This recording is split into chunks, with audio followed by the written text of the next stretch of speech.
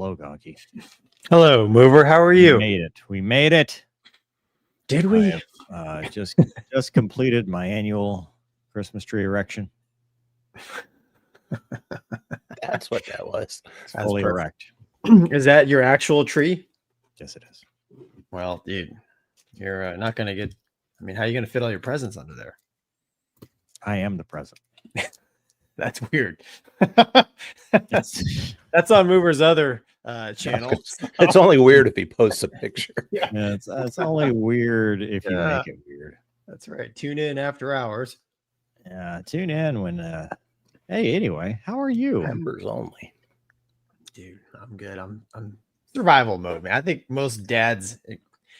I mean, Doug, correct me if I'm wrong, but it's like Christmas time is holiday time. I just feel like I'm always just hanging on by the stabs. If we had a camera on me, the folks would see me nodding my head in sympathy. Yeah, I cannot. I'm behind the power curve. It happens every year, and I tell myself every year it's not going to happen again, and it happens. That is how it feels. Yeah. Yeah. So you did the Thanksgiving thing. You spent all the monies. You told me about it. You were very sad about it. No, it was good, dude. I love, because I like to eat. I think, inside I'm, I don't know, man. There's something about the endless mashed potato and turkeys that I just love. Apple pie, all that stuff. So no, Thanksgiving was good. We had family from Ohio down, which is cool. My cousin and yeah, man, shindig at the house. We watched Uncle Buck. Yes. Yeah, I like that movie. I like Uncle Buck. Awesome. Yeah. John Candy is amazing. And then, yeah, do my, my last week I said my kid blew up his bike and I was able to actually get the cylinder back like Friday night. So me and him stayed up till like almost 11, got his engine back together. And then he rode it Saturday and it didn't blow up. So we're good. So that was good. And then, yeah, dude, with Thanksgiving behind, it's like Christmas is the new is the next thing I'm trying to survive. So, but it's been good, been busy, So how about you? How was your Thanksgiving? Your day of eating turkey? Actually had no turkey. What? No turkey. I just had no turkey this year. You're a communist. Tuna fish sandwich. You ate a fish sandwich on Thanksgiving? Tuna fish. Oh, that's the most un-American thing I think I've ever heard in my life, dude. Yep. Mm-hmm. Wow. Does your family not like you? No, they went to their own thing, and I did some volunteer work in the morning, and then met them in the afternoon, and that's what was left. It's tuna fish sandwiches. And then the next day, we actually had a nice roast and stuff. So Friday, Black Friday, we celebrated Black Friday, apparently. With turkey. I found a spice in the old cabinet. It started with lemon juice. Right, I had my urologist is like, hey, if you want, to prevent kidney stones in the future, put some citrus in your water. So I was like, hey, you got some lemon juice or whatever? And I pull the bottle out of the refrigerator. And she's like, yeah, it should be fine. And I'm like, okay. And I look at it and it's crystallized at the bottom, And so I've learned at their house to start looking at expiration dates. And as she sees me doing it, she's like, that doesn't go bad. And I look at it and it's 2020 is when it expired. And I said, that is not that's from COVID times. And so... And I hold it up to the light and it's, there's seahorses in it. So then we go to the one in the pantry, and the pantry is from 2015. And so now we're down a rabbit hole, right? We're trying to see what the oldest thing we can find in the house is. And we find some spices in the spice rack, and it says, best if used by August 1st, 1996. And I'm like, that's best if, though. That's not, it's going to kill you. Yeah, that's right. I mean, listen, we found some Thousand Island that was brown, which, as you know, is not a brown dressing. Found some ranch that was also brown, which is also not a brown dressing. Oh, dude. Found a lot of stuff turns brown. Found some lemon pepper that just completely turned black. Like the whole, like all the lemon part, the pepper part, everything was black, and that was from 2005. I can see why you brought your own tuna sandwich. So we ate the tuna fish sandwiches, but no, the lunch was good. It was mac and cheese and some pork wrapped in bacon or whatever. So that's pretty American, I think. That's As long as the tuna can is not round in 2 dimensions, it's safe to eat. Yeah. Well, what was funny is the unopened lemon juice that was in the back, it compressed. The bottle had just like the air. I don't know what happened. Like it decompressed, and it was sitting there in the cabinet like that. And I'm like, how does that even? I don't know the physics behind that. But I got to see Douglas. We did some shooting. I use the term loosely because I barely hit anything. Yeah, we did okay. Fun was had. We shot 25 yards is tough in the cold weather with gloves on. Oh, with gloves on? Yeah. Yeah, gloves on. Gloves on. We've spent some time figuring out what the problem was, and it was the gloves. It was the gloves. It's definitely the gloves. And then we shot longer range stuff, which was great until my scope decided it didn't want to be zeroed anymore. Apparently, when the screw back's out, it just looks at whatever. And, so we it was a great learning day as always at the range. Good. Got a major award 2 days ago. You did? Sure did. A real one, or is I struggle to even bring it up because it's not winning. It's a finalist. And I'm not sure if you can bring that up if you're a finalist.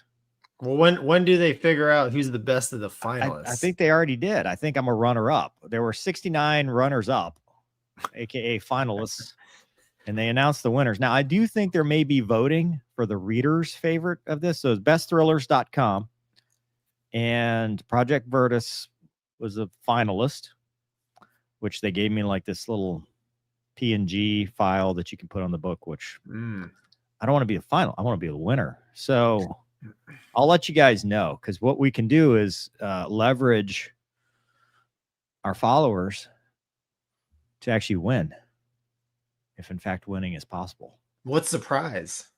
I don't care. I just want to not be a finalist. I want to be the end. Okay.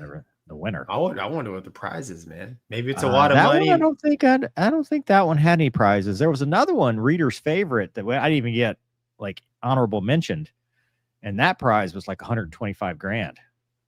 Oh. But yeah, or a movie deal, or a leg lamp, a literary agent. I'll take the leg lamp. It'll have to go right next to the. You have to go right next to your. It'll go next to the Christmas tree. Christmas tree. That Christmas tree is sad. You're sad.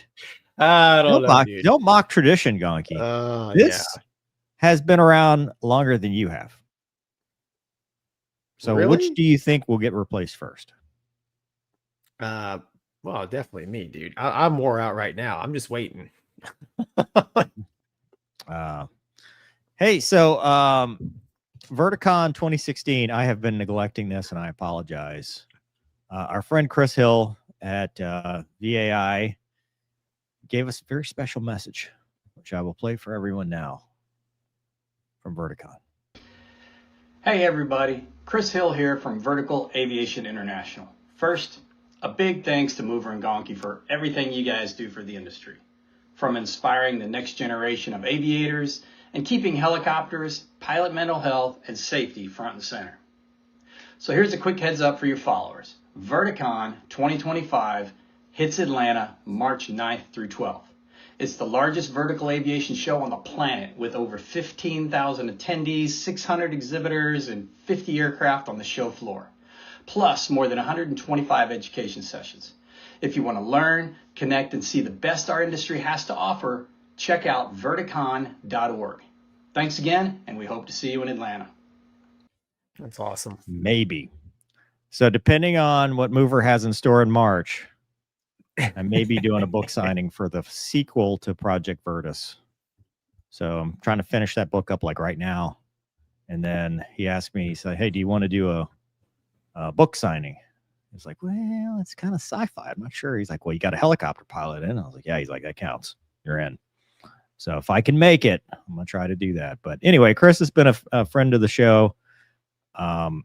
he put me in touch with Bruce Webb, as you remember, who was an awesome guest that we had.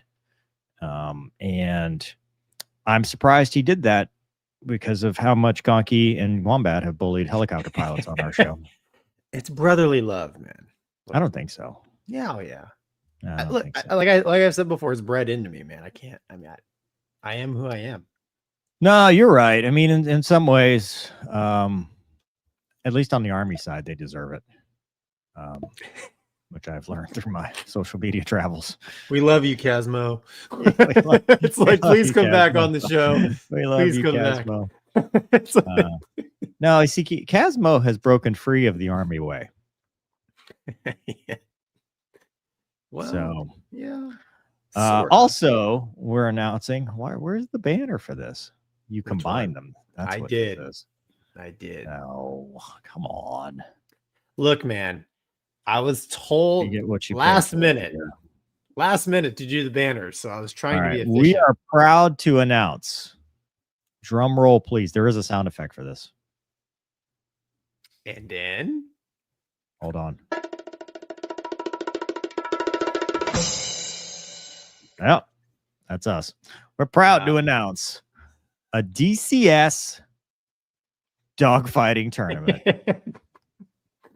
bring it.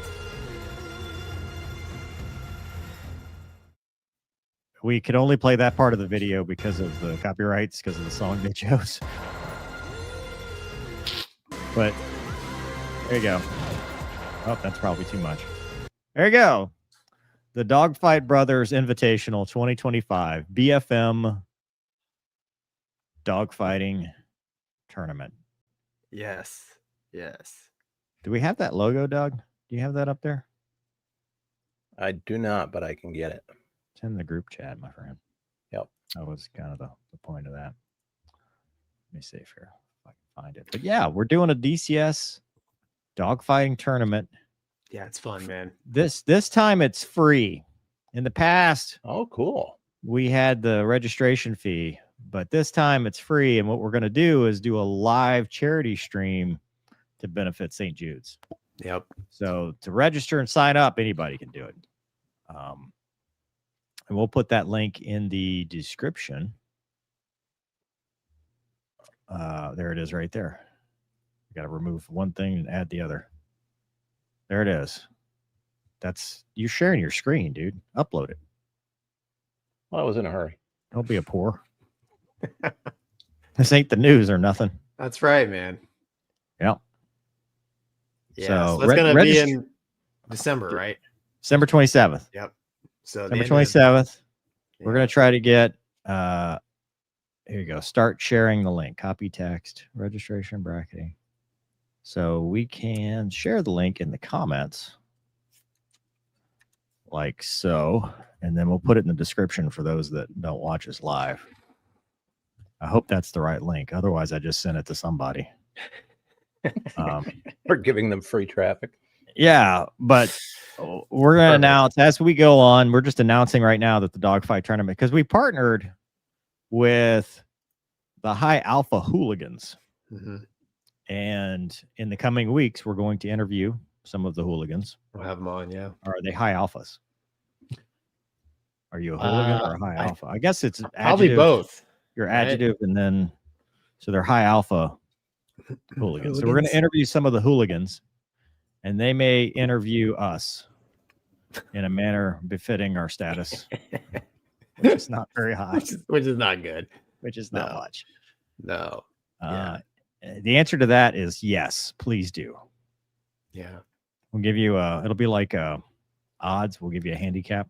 Dude, the more Dude, the if- merrier. Is there a C-130, AC-130? Because that would be awesome There is. That thing would probably to clean up. Oh, If you could hit anything with an AC-130, problem is if you got to get the I mean it's like an old sailing ship. You got to do a full it broadside. worked in the documentary Olympus Has Fallen, took out two Ah. Raptors. Special prize. Yeah. Yeah. I don't think If somebody wins with an AC-130, oh boy, here we go. What Gonky happens? Nope. will Nope. go to your house and play on your DCS machine. in person, live. Wins a dog fight or the tournament? The whole tournament. Oh, that's asking a lot. Listen, If they win one dog fight, where there's a will, there's a way. We'll send you a T-shirt. If you win one dog fight with an AC-130, we will send you a T-shirt. It's not the plane, it's the pilot. Maverick said it's true. And if you win one dog fight with a C-130J with no AC, then we'll give you 2 shirts. Your only hope is to get them to fly into the ground, or dude, run them out of gas. Right? Yeah. Kill's a kill. Yeah. Yeah. I don't know, man. Anyway, Now it's gonna be fun. I mean, we've done what? This will be our 4th one. we've done a few. 3rd one. Yeah, they're fun, man. Changing it up this year. Yeah, but I mean, it's always fun to watch, and it gets pretty spicy towards the end when the We'll see if the we can real get our talent. expert panel of Oral and Special the special. and Wombat. Yeah, it'll be good. And then, Really of good. course, coming soon, we're going to do a Mover Ruins movies. Dude, I'm gonna add that to the Christmas movie list me and my wife are going through right now. We could invite her to the Mover Ruins movies. Oh, dude. It says a reporter embarks on a tiger cruise during Christmas time where she meets a handsome naval officer and stumbles upon a mystery in the ship's archive room. What? Which room? The ship's archive room. Hmm. What is that? I don't know. That's why I'm not a man of the sea. I don't So, know. No, exactly, dude. There's no room for an archive room on a carrier or any Well, U.S. naval vessel. maybe that's the mystery is where's the Where archive is room? it, They just dude? spend the whole time looking for this archive room. I mean, space is at a premium, dude. That's why there's elliptical machines under stairways, right? So It's a joke that they're playing on her, like telling her to look for a left-handed monkey wrench. maybe Go yeah. find the archive room, maybe. It's next to the bowling alley. So it's Lieutenant Billy Jenkins. What's it Can I say rated? his name? It's not yet rated, actually. See, it says at the bottom. Whoever sent me this DVD. Is this the DVD when they kept telling me go watch the DVD to learn BFM? Is this the one we were talking about, you think? Probably not. 2 cents. He kept saying watch the DVD. Was it this? Probably not. But it says disc made in Mexico. So just in case you're wondering. So this definitely went straight to DVD. No, it went straight to the Hallmark channel and then Straight to- by popular demand, digital video disc. Oh, So- dude. Who's I the can't. male lead? It looks like the guy from The Princess Bride. It is Trevor Donovan. It is not the guy from The Princess Bride. I can't wait to see the flying sequences. Are there flying sequences on a Tiger cruise? There's pictures of planes on the front. Oh, yeah. Yeah. Does he have real wings, or are they like some weird wings, like some other air or Navy? I mean, at least on the cover, it looks historically accurate. What's his call sign? Doesn't have one. That's Billy not Jenkins. Maybe his call sign. You guys, Navy guys, have like really long call signs. So maybe Billy Jenkins is his call sign. right. Leroy Jenkins. His name is I don't know. Carl. I don't know. I've never even heard of this film, dude. So, I mean, Well, it came out in 2020. How You long might have is missed it due to the pandemic. so to Let's speak. see. It's what? It's widescreen. Mm. Didn't they used to put the runtime on the DVD? On the back, it should be on the back. 2020, they probably made it like concurrent with Top Gun Maverick. Oh, yes, You of know? course. It's the companion. It's the companion. It's the companion. It's for the romantics. 84 minutes. So it's shorter than Top Gun Maverick. Okay. All right. Well, look, man. I mean, Mhm. how bad could it be? It was so bad that I offered this to Wombat and he got violently ill and declined. Dude, mail him one for Christmas. I'll mail him this one when we're done with it. Sign it. Make sure you sign it. reviewed by like keep this one, dude. For your review. Very Yeah. respectfully. Mover. VR. Yeah. Oh, I love it, dude. I love it. Thomas says turkey mashed taters with spicy cheese gonky. That sounds good, actually. It does sound good. No spicy cheese, Thomas. Just Yeah, just regular cheese. Yeah, I don't think there was any cheese in the mix, but we had a Cold. lot of stuff. Colby Jack. Oh, dude, everything Not we had Pepper was. Jack. Colby Jack. I know Colby Jack. No, I don't think Maybe there's that's this dude's name, Colby Jack. His real Call name's sign. Colby Jack. his call sign sign's is Billy cheese because he Jenkins. stinks at flying, right? So His call sign is cheese because he likes girls. Just in case anybody wants to watch the movie, it's free on YouTube right now. Oh, see, I don't even need the DVD. Dude, we Yeah. can watch it right now. Put it on, Douglas. no, dude, don't We've been do it. complaining We'll get for copyright so strike. long that we haven't had any less than serious shows because of all the seriousness, which we do actually have some serious stuff to talk about eventually. Do we? Yeah, we got the Oh yeah, Pontchartrain that one, thing. Yeah. Heat Seeking says, did you see you can play as Airwolf and Cleared Hot? No. I've been wanting to buy that. It's not multiplayer. Cannot play with Douglas. So I guess I'm just have to play by myself, so to speak. Play tomorrow night. Doug is watching USS Christmas in the green room. Doug, pay attention. You got a job to do here. Like there it is. How long can we go without a copyright Oh, strike? dude. If you're like me, you can go in the middle of the stream and get your entire stream taken. Stop that. Sorry. Oh, brother.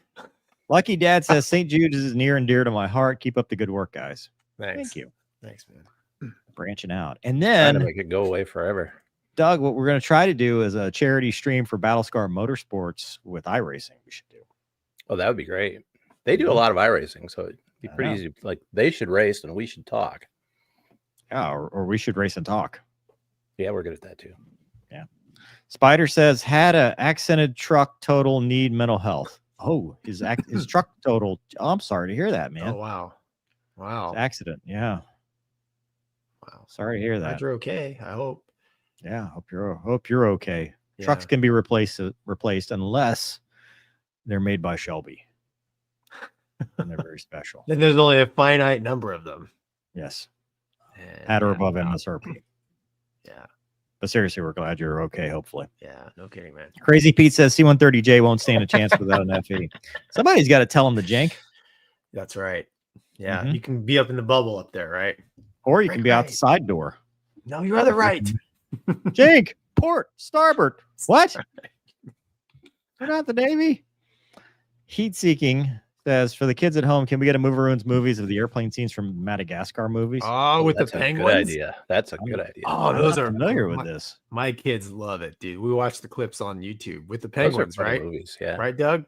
Yep. Those Oh, are it's- funny movies. I've done planes, and planes is actually surprisingly It was really realistic. fun. It was good. Yeah. Yeah, they got the they pen- had, Right on there. The penguins, not so much, but it's fun. yeah. Is that Kowalski or whatever? Yeah, dude. yeah. BS Hoke says, can that logo be a sticker for sale? It can, actually. We can do that. Yeah. We sell stickers. Holly Movie Star says, will UFC like commentators discuss dog fights? Yes, It's the idea. that's the plan. With the hooligans Mhm. of the High Alpha. That'll be well worth watching. That'd Actually, be we good might times. swap because we're doing separate streams. So we might send some of them here and send some of us there. So Spread the love. Inked Cyclops says, can we get a Mover Ruins movies for Stealth Fighter with Ice Cube? I think it came out in the late 90s. One of those that it's so bad it's good. I'll have to add that to the list. You know what I haven't done is Broken Arrow. Really? Never done With Broken Arrow. John Travolta, right? Yeah, never done a Broken Arrow. That's actually, I mean, I remember when that movie came out watching the theaters, man. Like, it was good back then. Yeah, never done Broken Arrow. I'm So thinking maybe we do that. any fighter plane movie with Ice Cube in it has got a lot of potential. Yeah. Broken Arrow, yeah. Hey, Alec. Alec. Hey, guys. I got to go shooting the first time this weekend. Cool. Oh, cool. Hope you were better than us. Mover for Christmas are going to eat PB&J. If I use the AC-130, can I wear an eye patch and say R? Alec, You do whatever you want, man. if you use the C-130, you can do whatever you want, but Yeah. I'll allow it. Yeah. As long as you're available for the post-fight interview That's right. at the end so that we can ask exactly How what did was you do going it? on. Yeah. That's What was going on when that actually happened? I love it. All right, Doug, it's time Sir. Topic? Let's get serious for a minute. Are we just going in this order, Gonky? Is this what you've chosen? Dude, listen, like I said, banners were a last second. Yeah, we were late. We were a little, I mean, all right, we're hit it. Doug, you got the article pulled up? There it is. All right. Recent data shows significant spike in U.S. military aircraft accidents. The number of major accidents involving military aircraft spiked in 2024. Internal Pentagon's figures show a series of high-profile aviation mishaps with deaths, unfortunately. And the loss of aircraft in 2025 suggests the disturbing trend may be continuing. It talks about the severe accidents per 100 flight hours rose 55% in the 2024 budget year compared with 4 years earlier. It says the Marine Corps saw the highest increase, nearly tripling its rate over the same period. Yeah, it talks about Class A mishaps. Talks about aviation expert noted that the broader worsening trends are unlikely the result of a single factor, but rather a reflection of multiple smaller issues that accumulate to create an unsafe culture. So I think a lot of things that we talk about on this show, mover training, lack of aircraft, lack of money, all this stuff kind of adds up. These issues increase operational demands. They even throw in the COVID-19 pandemic. Scroll down, Doug. Yeah, they're looking for an answer. Statistics cover the full budget years of 2020 to 2023 and then the first 10 months of the 2024 budget year through July 31st. So they have a couple years of data to go on. In those 10 months of the last year, 25 service members and Defense Department civilian employees were killed and 14 aircraft were lost. Wow. Yeah, dude. Here we go. Several military aircraft have been especially prone to crashing. The Osprey, they pick on the Osprey. Apache helicopters had a 4.5 times rate of the most serious Class A accidents in 2024. Keep scrolling. C-130s in there. C-130 transport plane nearly doubled its rate over the same period, even as it's reported safer in the years between. Keep going, Doug. It just talks about different aircraft. Keep going. Talks about the Navy. Let's stop for a second. Doug, your ads of fuel filters look a whole lot like something the ATF is going to be interested in. I know nothing about this. This is wife's account. This is not my browser. Like what? Okay. Anyway, sorry. Brings up the Black Hawk midair in Washington D.C. Keep scrolling. Go ahead. Go down to there we go. The Harry Truman. Unfortunately, some of the losses self-inflicted. Obviously. Yeah, in the spring, the Harry Truman lost 2 Super Hornets in the span of a few weeks. One had a bad landing, another slipped off the flight deck, which we covered. So keep going, man. And they mistakenly shot one down. Keep going. Keep going. Yeah, they're just asking questions. So that's scroll up, Doug. Scroll up a little bit. Most recently, we're part of an elite team that does nighttime missions. Died when their Black Hawk helicopter crashed near a base in Washington State. Oh, that was the Night Stalkers. Did we cover that? Mm-mm. We didn't talk about that. No, I thought I had him scroll up because I thought they were talking about the DCA crash, but yeah, that's different. Yeah. So, this to summarize across the board, DoD, we're struggling, and so we talk about it a lot on this show as far as money for training, aircraft for training, funds to create slots in different, B courses, RAGs for training. And this is sadly what you get. So there's no replacement for flight hours. There's no replacement for going out and exercising the mind and the muscles as far as doing the mission, learning the mission.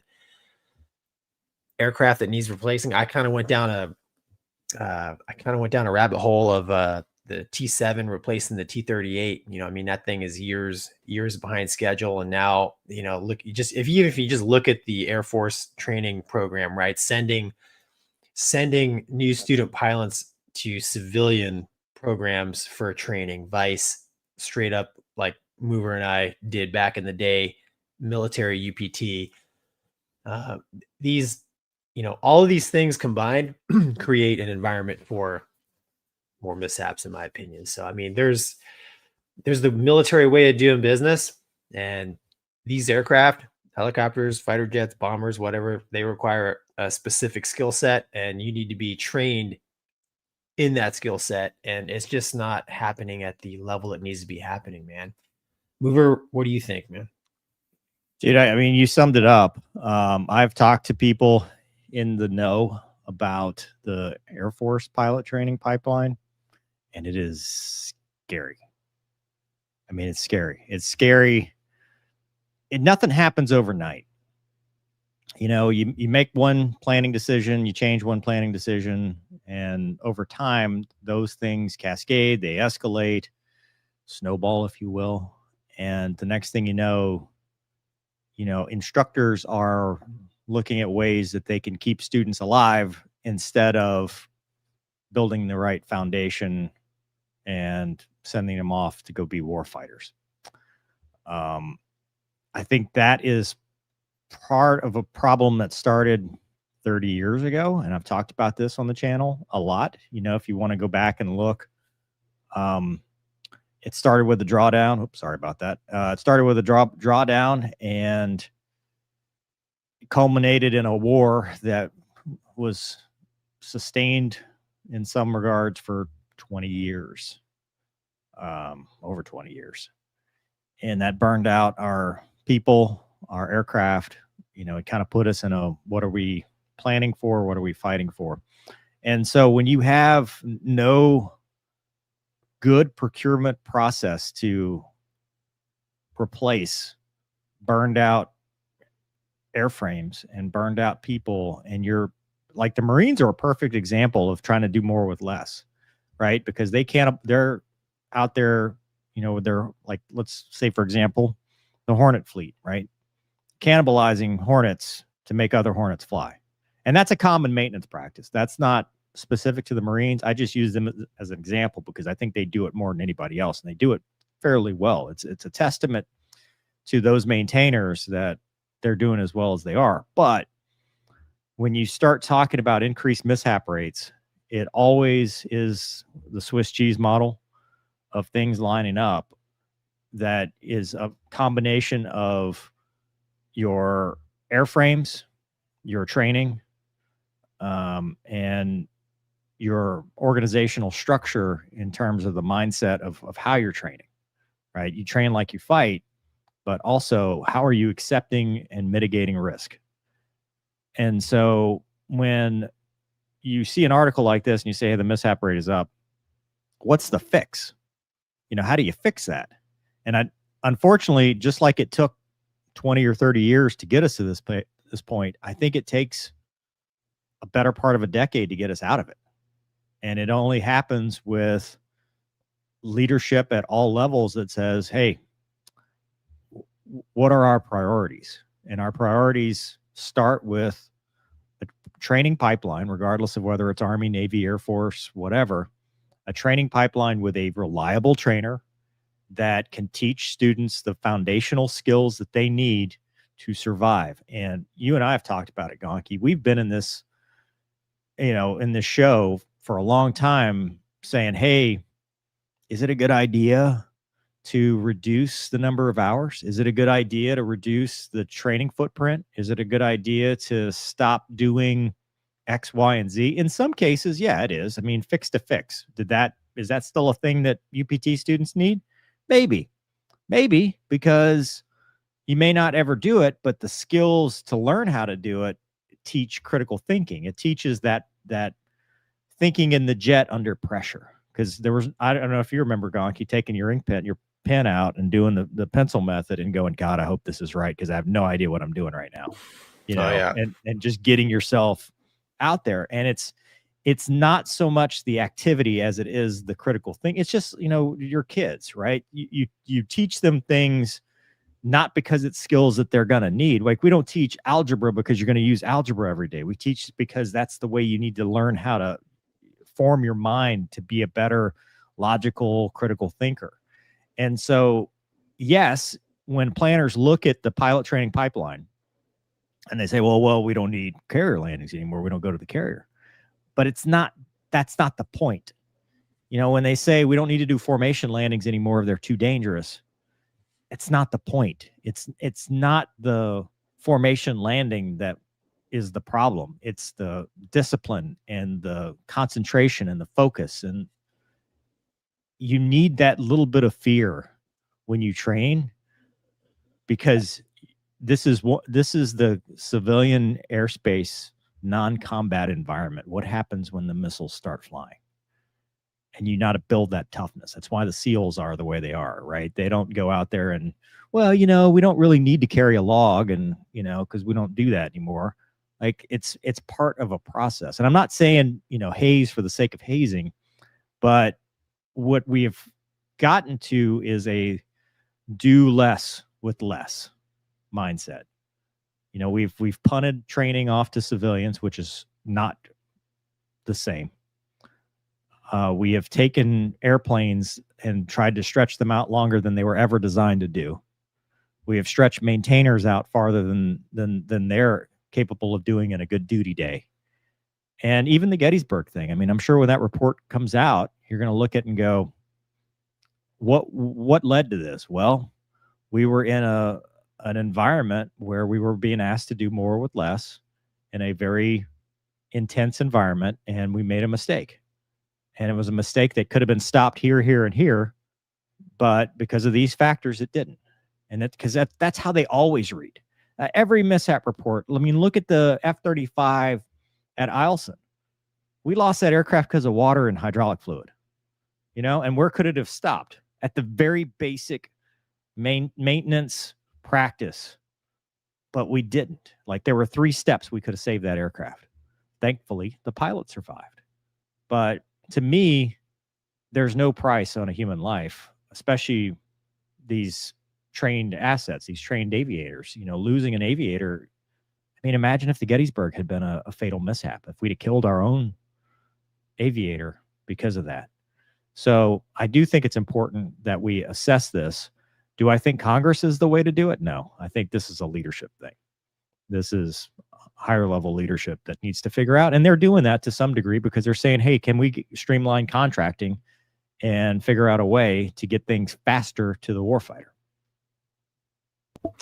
Yeah, you bring up a lot of good points. I mean, as a warfighter, it's kind of your craft, and that's kind of what we're losing, right? So because the technology is making things easier, and it's kind of like we just do things because the machine tells us to do something, right? Instead of actually knowing what's going on and doing something. And that's where experience comes in. You bring up a good point, like using the example of formation landings. Well, they are dangerous if you cut the flying hours in half, because now you got guys and gals that have half the experience of just flying, trying to do the same things, right? So it's a snowball effect when you start thinking about it, right? You reduce flight hours, then mishaps start to happen, and then you try to mitigate that risk. So you just keep lowering the bar until everybody's just sitting in the ready room holding hands, right? So, I kind of hope, being a former Navy type, I kind of hope the Navy pays attention to the T7 thing and picks a successor to the T45 that's ready to go, instead of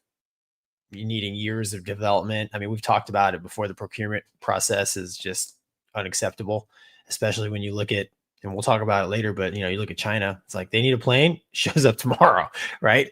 It seems like it, but we needed F-35, 10 years ago. We needed the T7 10 years. I mean, it just goes on and on. Yeah, F-47 is already late. I mean, it's not late because it's late. It's late because we needed it.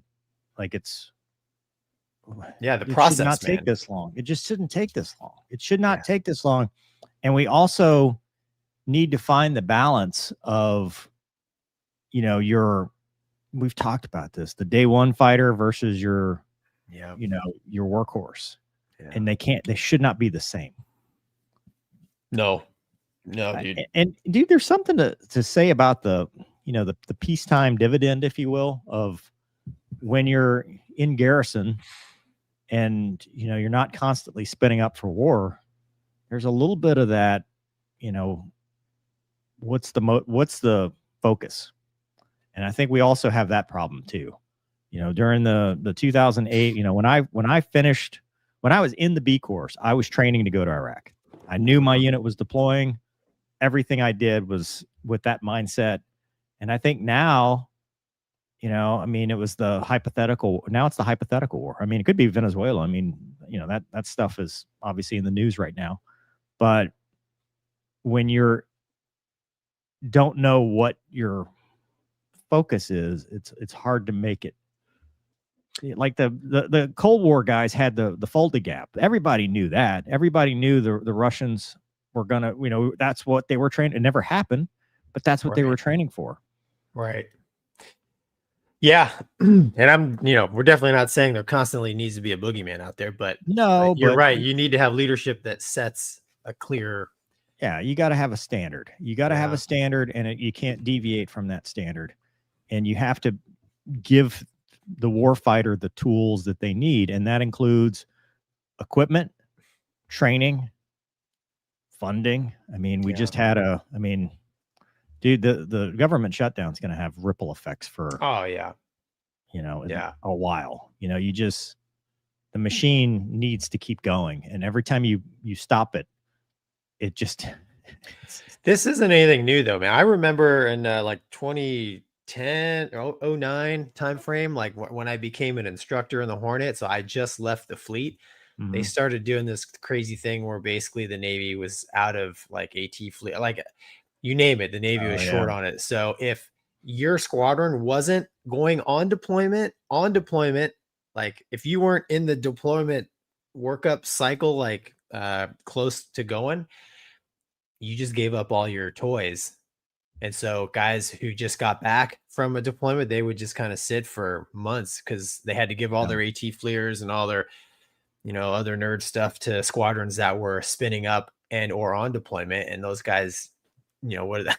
I mean, you can go out and do BFM, which is funsies, but that I remember thinking back then, like, I mean, I narrowly escaped that, right? I hit it pretty much at the right time. And because I was a RAG IP at the RAG, they still kept it funded enough to do, normal training. But I mean, it was pretty eye-opening to see. And what ended up happening was you do a 3-year tour and you get 30% less hours than you should have. Right. Yeah. So, pilot, Hornet guys and gals weren't even getting 1,000 hours in their first tour, which is kind of unheard of. So, well, they're not doing that now. Right. But back then, and they're being extended. So the morale's and they're looking at the airlines and they're locked in. Yeah. I mean, yeah, it's like, dude, at the root cause is poor leadership from 20, 30 years ago. Set us up for this. It's my opinion, of course. Cascading. I think because poor leaders breed poor leaders. Yeah. If the guy that brought me up is a poor leader, odds are I'm going to be one too. Because that's who raised me. That's who taught me how to play the game. That's whoever teaches you the rules of the game to get to the higher levels is probably how you're going to act. And if you've got that snake in the grass mentality, you do not care about the second and third order effects. You care about what's in it for me. This is why Gonky is stuck. Yeah. Mover too. Yeah, Mover and Gonky are stuck. We are where we are. We're just angry. Oh well. Views are our own and do not represent the DO. 100%. /D/ whatever they are. Oh, there it is. There it is. All right, moving back to Gonky steals F-117. So it's like Firefox, but with Ice Tea or Ice Cube or Ice Water. What's his name? Ice. I think it's Ice Tea. There was some controversy in the comments whether it was Ice Tea or Ice Cube. There's a substantial difference. There is I think Ice Tea I could buy. Ice Cube. I think it's Ice Tea, dude. I think it's Ice Tea. Ice Man? No, dude, because he actually had a motion picture career or has one. Does an Ice Cube as well? I don't think so. A few movies, is he? I mean, they weren't fighter plane movies. What about just Ice? Ice Man. Justin says, I feel like the U.S. government asking U.S. military members to uphold so many new standards with no training fund time is a force-wide thing, not just aviation. That's true. Yeah. We only speak to aviation because that's what we know. Yeah. I don't know anything about tanks. I don't either. They're cool. So if tanks are having this problem, I have yet to hear about a Bradley shooting down a Abrams, though. or whatever. Build your own tank analogy for that. There's no Gettysburg equivalent, is what I'm saying. Although there are security forces people shooting each other. That has been a thing. That lately is in the Air true. Force. That was actually in the news previously and just yesterday. Another security forces airman shot another security forces airman. Really? Wow. Yeah. That's sad. Yeah. Well, that was the P320 thing. It turned out that it wasn't just going off on its own. They shot each. They were. What about the latest one? Is it also the? I don't know what they used, but the article was airman shoots airman. So, wow.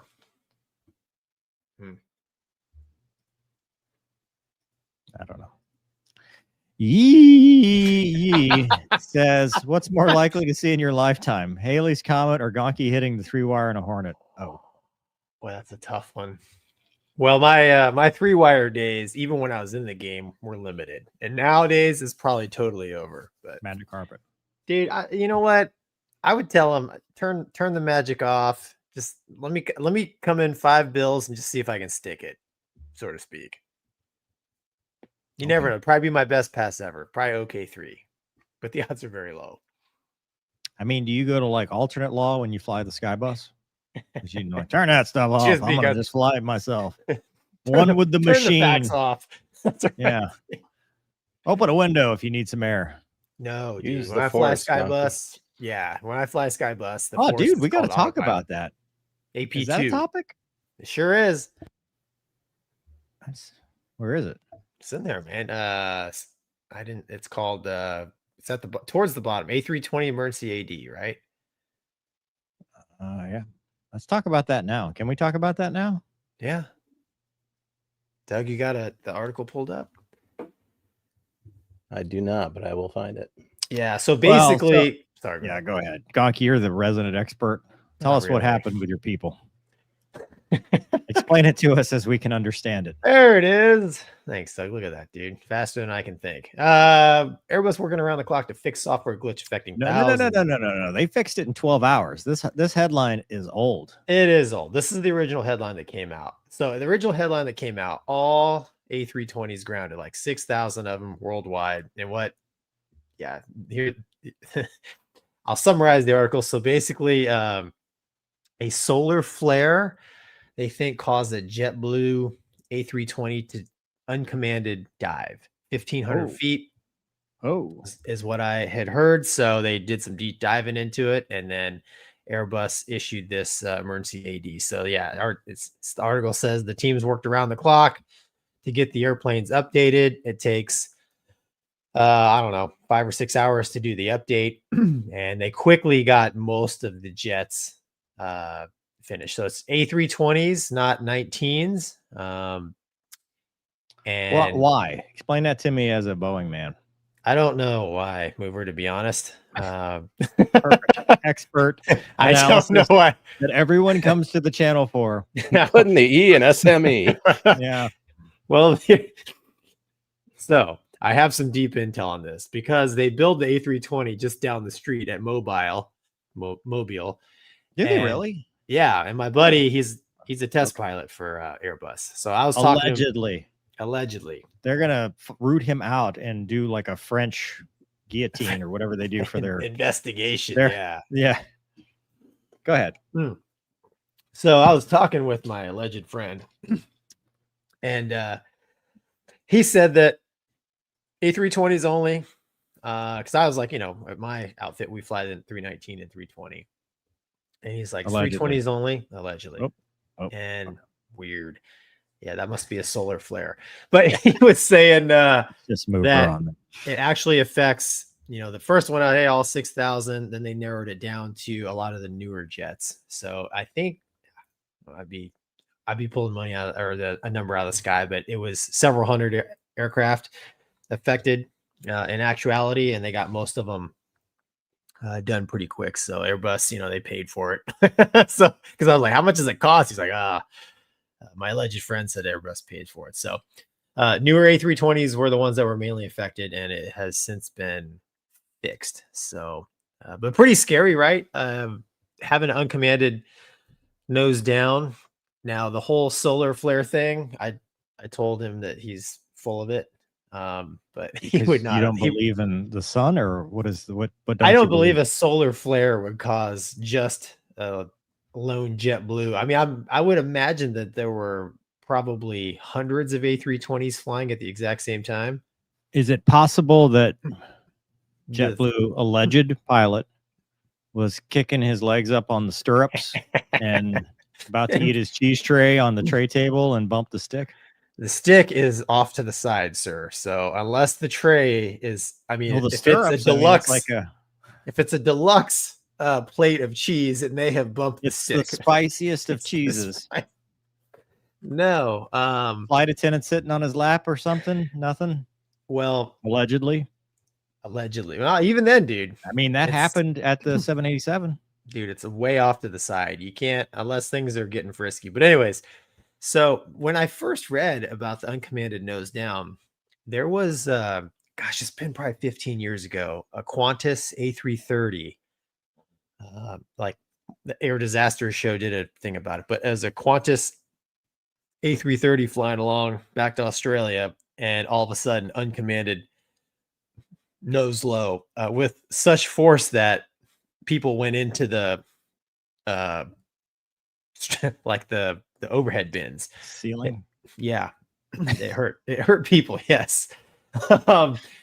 And I can't remember exactly what caused. I'm pretty sure it's software, but the reason why I remember this so well is because he was an American pilot flying for Qantas. He was a Tomcat driver. Tomcats. Right, and he it was, A330 is basically a big A320 with another aisle and another hydraulic system, I think. But there was a uncommanded nose down event with that airplane that they fixed. So fly-by-wire airplanes. I mean, I guess any airplane can have uncommanded nose down. I know in the Hornet we used to have an uncommanded boldface that we had to memorize, and the first thing was to turn autopilot off. But I don't know, Mover. What do you think, man? I mean, you've flown mainly Boeing stuff. Is there a history of just cruising along and all of a sudden Boeing planes? No, that would be unsettling. Yeah. Because will it make the noise, like the little cricket noise or whatever, when you turn the autopilot off? Like, will it give you some kind of warning? Dude, I don't know. Yeah, that's. I had uncommanded roll once in the Hornet. It scared the crap out of me. Let's talk about how fast they fix this. This is worldwide, affected all fleets. Now they're having a problem with ice shedding on their A321s, but that's a whole different thing. They've got an AD out on that, but to come up with a software fix and implement it that fast is pretty high speed. Yeah, it is. I mean, what do you got? What's highlighted there? What do we got? Numbers and times. Friday American night, Airlines Friday. said that in an updated statement Friday night that 209 aircraft were affected, down from the more than 340 that were initially identified. The company said it only had about 150 aircraft left to update. Yeah. So they started. I mean, good on Airbus for being just a blanket, right? Hey, we're not totally sure that the A320 series has an issue. All stop. So, I mean, good on them, right? For doing that and then narrowing it down. Wasn't this a rollback though? Like, wasn't this a software update that they had done that didn't have the protections for the solar flare, and then they had to roll it back to a previous version? Yes, I think so. I don't know about protections from solar flares. Is that? I don't know, man. I just did some homework prior to the show, and this is what I think I remember. Yeah, no, you're right. I think you're right. It is an updated software that had the anomaly in it. I don't know if it didn't have the solar flare protection, but yeah. Okay. So I don't know. Cool. It's Glad getting it worked fixed. out. No one's Good hurt. job. It's getting fixed. Yeah. So good job, Airbus. Yeah. I mean, it's no MCAS, but any kind of nose down is no bueno. That'll get your attention. Yeah, definitely, dude. Either 100%. direction, up, down, left, right. Anything that's not commanded is not going to be a fun day. Have you ever had uncommanded anything in a airplane? Maybe. Not an airliner, but maybe in a fighter. Yeah. I feel like I have in a fighter, but it's been a Yeah, dude, while. I was cruising along with the XO of the Malaysian squadron, and all of a sudden it just goes, and it almost inverted by the time I like slammed the stick back, and I had to hold it, which was really weird. And I disconnected the autopilot and it went away, and that was a roll in a fighter, and I didn't like it. I can't imagine being in an airliner and getting any kind of uncommanded stuff, man. That would be scary. Yeah, I mean, oof, Yeah. that because in like in a Boeing, you would think some kind of cable, you know, some because it's physical controls. You wouldn't think, although MCAS, right? But like a 7.3, a 7.8, yeah, I mean, fly-by-wire aircraft, but that's interesting. Yeah, that'd be tough because I mean, immediately you'd be like, what? Right. Dude. And what is wrong with this aircraft? And now you're troubleshooting.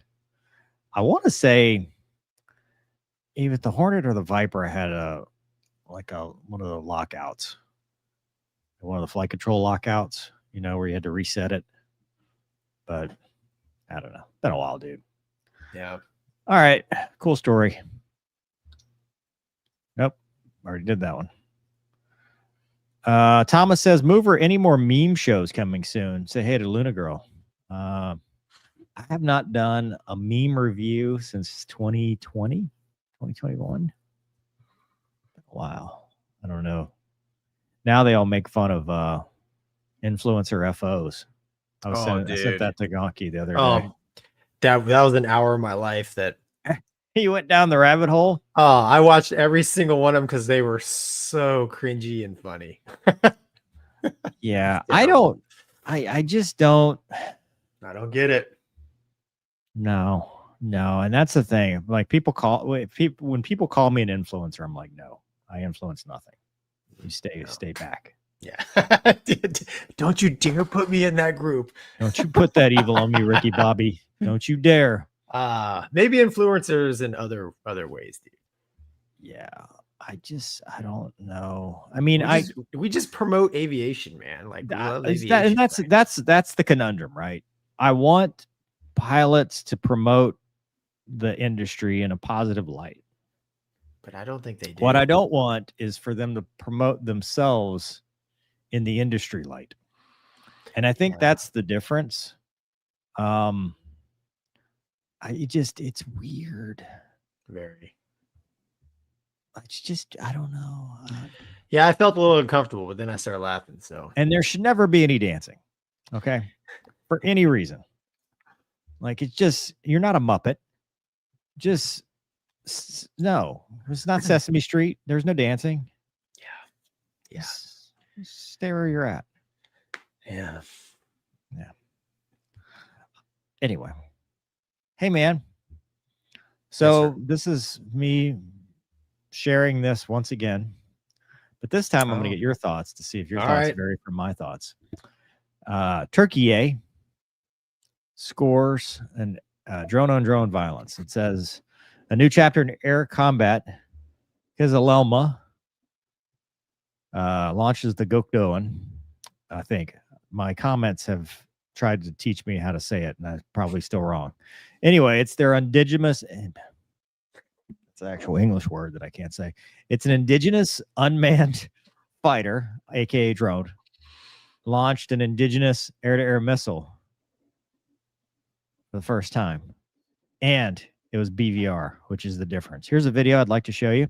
I was also informed that the man speaking is like the owner of the company or some engineer or something. He's not a fighter pilot. He's just riding in the family model of the mighty Viper, which I'll also point out to those people that will correct me. All F-16s are Vipers, and if you think otherwise, you're a nerd. Let us begin. That man right there. He is important for some reason. Okay. I think he designed it. He's the engineer. He's the chairman or the CEO of the company that did this. That's cool. There it is. It's the same size as a Viper. Yeah. Big airplane. It's the only one with his landing light on, though.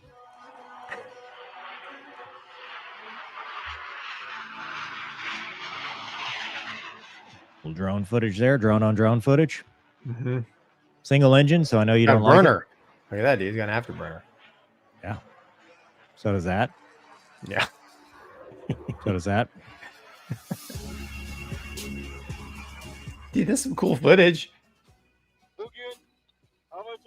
Today we have opened the doors to a new era in aviation history.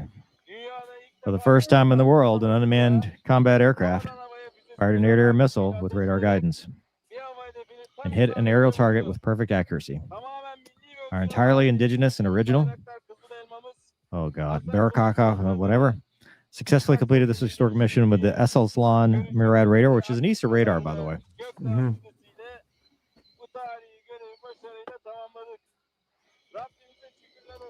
I think it's bigger than the Viper, isn't it? It's about the same. It's a 33-foot-ish wingspan. It looks like a J-20 there. Mm-hmm. The doors to next-generation aerial warfare have been opened. As an engineer, son of this nation, I extend my gratitude, so he is an engineer, to everyone in the Turkish Armed Forces and defense industry. Baykar may be beneficial for our homeland.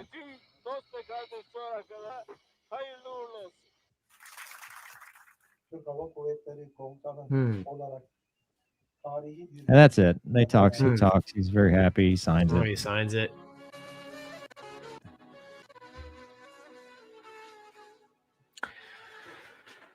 Well, yeah, dude, that's yeah, my thoughts. I know you were going to ask. I think it's. I already made a video on this, so you go ahead, please. Yeah, dude, I haven't watched your video yet. I should have. As deep intel, but nah, dude, I think it's awesome that they're designing their own stuff. You know, what do I think about a drone shooting BVR? I mean, I think the technology's probably been around for a while. They've actually gone out and done it. I'm surprised though they didn't show it. You know, we saw the missile going. I wonder, did it ever say what? I mean, was it another like a QF-16 or what was it? Did they ever say? Just another unmanned drone? Yeah, it's yeah. It was jet powered. That was the other thing. It was a jet powered. Yeah, some things I'd have, questions in my mind just to kind of nerd out about it is like okay, it has an ESA radar. I mean, did it do its own targeting? Or yes, it did its own targeting. Yes, that's the thing is it used its own radar and targeted. Wow. Well, if it was able to autonomously take off, go out and find a target, detect the target, lock it, identify it as the target, and successfully shoot it, that's pretty cool, man. I mean, a target drone is what it shot at. Yeah. I mean, were the other F-16s? I guess when I was watching it, I thought maybe the other F-16s, it was kind of like it was acting as like a wingman, right? Force multiplier. But I guess they were just there for the photo op and shoot it down if it went. If it goes crazy. It's like, yeah, dude, I think it's it's where I think air power is going to some capacity. Like we've talked about it, force multipliers. So I mean, dude, to give a drone, a ESA, and a BVR missile like that. So it says what the Turkish Armed Forces chief said. Today we have opened the doors to a new era in aviation history. For the first time in the world, an uncrewed combat aircraft fired an air-to-air missile with radar guidance and hit an aerial target with perfect accuracy. So there you go. It's the Esselslon Murad radar and the BVR active guided Kokdoğan missile. It's become the first country in the world to achieve this. Yeah. Yeah, dude, I think it's awesome. I mean, if it's self-contained, completely autonomous, that's pretty cool. I mean, I've never seen anything like that. It kind of scares me a little bit. I wonder. It might have used its Erst though, because it hasn't Erst. Oh, for to cue the weapon. Targeting. Yeah, for targeting. Yeah, which would be even cooler, right? Because Erst BVR is pretty cool. Yeah, so I guess it's not clear They didn't actually know? say. I'm just Like looking at these how? other articles. Right. What was guided?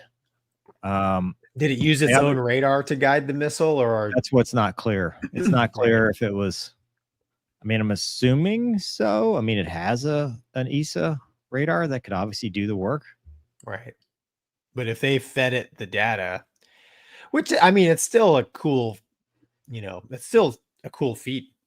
Even if they did feed it the data, or if one of the other F-16s was, was the one that was actually acquiring the target. The whole argument or support behind, a weapon like that is force multiplier, right? Something you can send down range if it's super high risk, thin out the herd if needed, whatever the picture is ahead of you. So, it's cool that Turkey's doing this, man. I mean, Well, what's interesting is if it's fully autonomous and you don't need to be a loyal wingman. So that's why I was curious about, who's. I mean, there's things that happen, right? Between that, there's things that happen when you go out and take a BVR shot. So who or what is making those decisions? Who or what is actually, driving that process, I guess, is what I'm curious about. And the video didn't really address it. It was, I'll probably get a lot of hate for this, but it was more propaganda. I mean, the way they portrayed it, right? There really wasn't much detail behind it other than showing, right, and the missile going, and then we didn't see it hit anything. But I'm not saying it didn't hit anything, but well, if you think about it, though, I mean, you talk about the stuff that has to happen for BVR. Yeah, it's a lot. None of that is beyond programming. Yeah. And in fact, I would argue that it's easier, right? It is. I think the hardest thing would be BFM because that's more fluid. But when you're talking, a picture and targeting responsibilities and when do you shoot, when don't you shoot, all that stuff, dude, that's just numbers that you memorize. That's just, I mean, you teach it that. It is. You're right. And that's the other thing is like, I'm sure it was a completely cooperative, fly straight ahead, non-maneuvering target, right? So, I mean, like I said, the video leaves a lot of questions in my mind, but surface level, I think it's really cool. I've never heard of or seen another drone shoot anything BVR with success. So, my hat's off to him for doing that. I'm just curious, as a fighter pilot, somebody who's done BVR, I'm just curious about the nerd stuff behind it, which, until they release something a little more technical, which they probably won't, at least for a long time. Yeah, exactly. Yeah, it's classified. So, but I think it's cool, man. I mean, hey, they're pushing the envelope. They're doing what they need to do. They're enhancing their own aerospace and defense technologies. And I think that's cool. You don't want to be too reliant on, other countries for that stuff. And they're doing what they can. So, I mean, at the end of the day, I think it's cool. What's not to like? Well, and that's the other piece is, we've focused on this drone, but the other, I think, kind of newsworthy part of this, and I didn't talk about this much on my video, is the indigenous missile. Being able to produce your own BVR, AMRAM-ish missile is huge. Yeah. Because as we all know, when you're at war, what's going to run out first? Oh, yeah. Yeah. So, like, if you can mass produce these missiles and these drones, you have an edge just by that. Just by itself. Just the fact that you can produce, 10,000 missiles and 500 drones, dude, that is your force multiplier. Yeah. Because you don't have to train any pilots for it. Put as many drones as you want. You just copy paste. Yeah. Yeah. It'll be interesting to see, where it goes and if US, China, Russia follow suit. I'm sure there's stuff in the works, man. I don't know. But good on them. I mean, I personally am not all that interested in drones, but I understand Dude. they exist. That's right. So the comments are like, that's the face of a jealous man. I'm like, no, it's the face of a bored man. Because in there. Yeah. I don't know, man. Robot Wars to me just doesn't seem very appealing. And I think after a while, you know, I keep going back to Terminator, man. Eventually they're like, wait a minute, we fighting the wrong. Why are we fighting each other? Well, we'll just be watching. Well, that's what I'm saying. Like, yeah. I mean, how does that even work after a point when it's just drone on drone violence? Is it like my drone beat up your drone, so now I have to do what you say? Or yeah, I mean, it's always, can we put the 18-year-old with the machine gun on your real estate? right? I mean, if that's at the end of the day, you know, maybe there'll be a bot. Uh-oh. Where'd I go? Uh-oh. I'm here for audio, but no video. It's not good. Oh, mover. You've gone stealth, dude. Or Solar flares. So solar flares coming after me. Or the really large country of Turkey. Turkey is after me. Has infiltrated StreamYard. Very mad at me. Yeah. China mad. Dogfight brother bad. Oh, that's funny. I may have to be like Doug in this one, where I just am off the thing. I don't know, dude. Dude, your camera. You're back. There I am. I'm back. Welcome back. Controls the least whatever. No, I actually had to troubleshoot that one. Turn off, turn it back. I had to do the old Viper reset. Turn off, turn back on. Dude, that's funny. That's funny. Yep. Well, cool. Well, we better stop talking about Turkey before StreamYard crashes. Turkey, turn you off. Sorry, Turkey. Didn't mean it. Yeah, my bad. Did you say Turkey? No, I repeated whatever you said, just like I'm like a parrot. I said Turkey. Turkey. Turkey. Not like the turkey that you ate on Thursday. I didn't eat any turkey. That's right. You ate tuna. Tuna. That's terrible, dude. Tuna or fish. Terrible. All right, you want to piss some more people off? Yep. Let's keep it going. Hold on. Let's see what the audience has to say first. Gonky says Mr. Aka 1996, same age as the Spices, actually. Do you remember the external weapons pod that was being developed for the Super Hornet? Would you have taken degradation and high AOA for lower RCS? Ooh, that sounds very Chinese. I don't remember an AOA penalty, but it depends on the mission. Yeah, for BVR, sure. You don't need the AOA. Can you punch it off? Yeah. I mean, it went where the centerline tank went. Yeah, just punch it off when you don't need it anymore. Yeah. So you're not doing high AOA with stuff on your jet. Yeah, I've mentioned this. I mean, high AOA is really only for BFM, right? Which you have to survive the BVR game first to get to BFM. And I've talked to, like I said, I've talked to a couple of Raptor guys that would have given up the thrust vectoring for the gas, which is AOA, right? So yeah, probably in most cases, I hate to say it, but I would take the lower nerd RCS. Well, and one of the things that I brought up in my video that you didn't watch is this misnomer, if you will, that you take the pilot out of the jet and suddenly the jet is unlimited G-forces, right? They're like, which is wrong. Not only is it wrong, but it's so outdated because it doesn't matter. And by that, I mean, because people are like, well, the age of drones, it'd be so much better. And it's like, well, this test right here that we just watched proves my point, because these drones are not getting in, knife in the teeth, pulling 30 Gs and showing you what the maneuverability is. They're doing the same thing a human does at 1G or 1.1 Gs or, whatever it is at range. You're not pulling the Gs until you get in. I'm telling you, dude.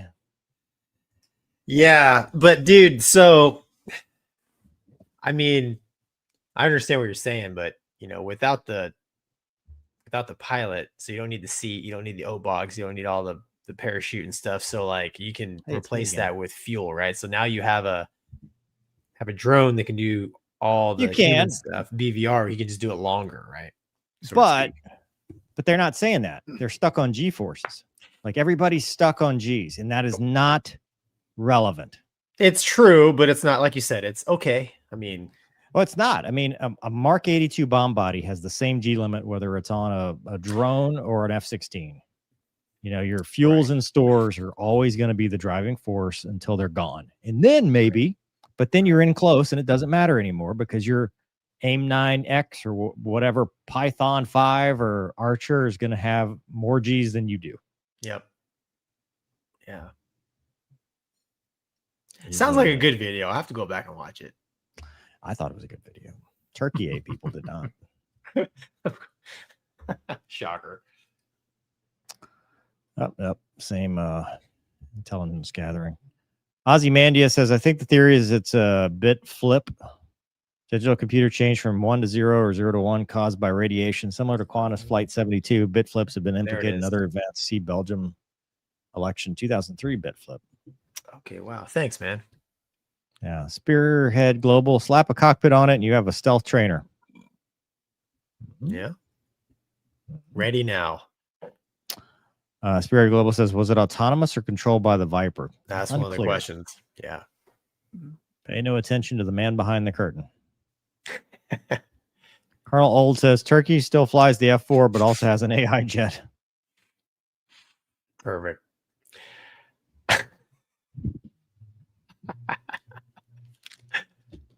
Oh, man. Mover for Christmas. I know what I'm going to get you. A new camera. I think he might have lost audio this time. Oh, no. Mover, can you hear? Now we've lost Mover entirely. Mover, you're invisible. Look at you, dude. I'm back.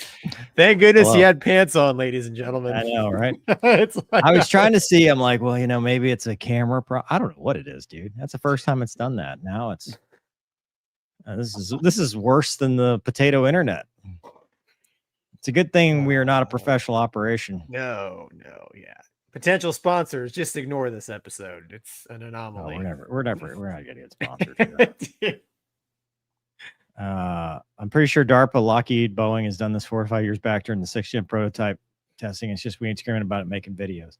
Maybe. Listen, don't take away their thunder. Like if they want to, they want to do it. They want to do it. Increased noise. Season's greetings and much love to Gonky movie. Doug, forever and always Wombat. Hope you all have wonderful holidays and thank you for everything. Thank you. Thank you. I'm afraid to start a new topic. If you were going to start a new topic, what would Let's, it be? Gonky, why don't you talk about the F-35 go. beating the Gripen, and then I'm here. We can Pull make it up, everybody, Doug. man. Yeah, so We're ready, sir. this That's a great picture. Oh, Canada. Yeah, actually, I hate to say it, but you're right. It doesn't look bad there. Doesn't look as, from this angle, it doesn't look as fat. I mean, Amy looks decent here. Canada F-35 fighter debate is over. So against the Gripen, hands down, allegedly the F-35 wins. So key points in summary, newly released data from Canada's 2021 Future Fighter Capability Project shows just how lopsided the country's jet competition was. F-35 scored 57.1 out of 60 points, while Saab's Gripen E managed just 19.8. Mission Performance Lightning II posted a stunning 97-22 edge and scored a perfect 100% on growth and upgrade potential, which What does that even mean? Dude, it's just, I think 5th gen, right? We're more on the front side of that technology being developed. Vice, Gripen E is Gen 4 plus, right? So it's, I don't know what more you can do with the Gripen, but and it's just, this whole debate is just, Canada just searching for the aircraft to replace the F-18, which should have happened years ago. So F-35 is a clear winner in Canada's fighter competition. According to data released by Radio Canada, 2021 Future Fighter Capability Project, the Lockheed Martin F-35 dominated the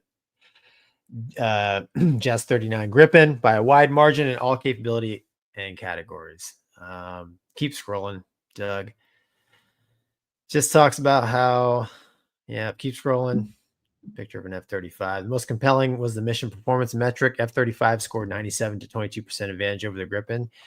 The gap widens further when considering the ability to continue to upgrade the aircraft across the life cycle. So I like Mover is asking, I don't exactly know, mission performance matrix. I don't know, or metrics. I don't know what the metrics were.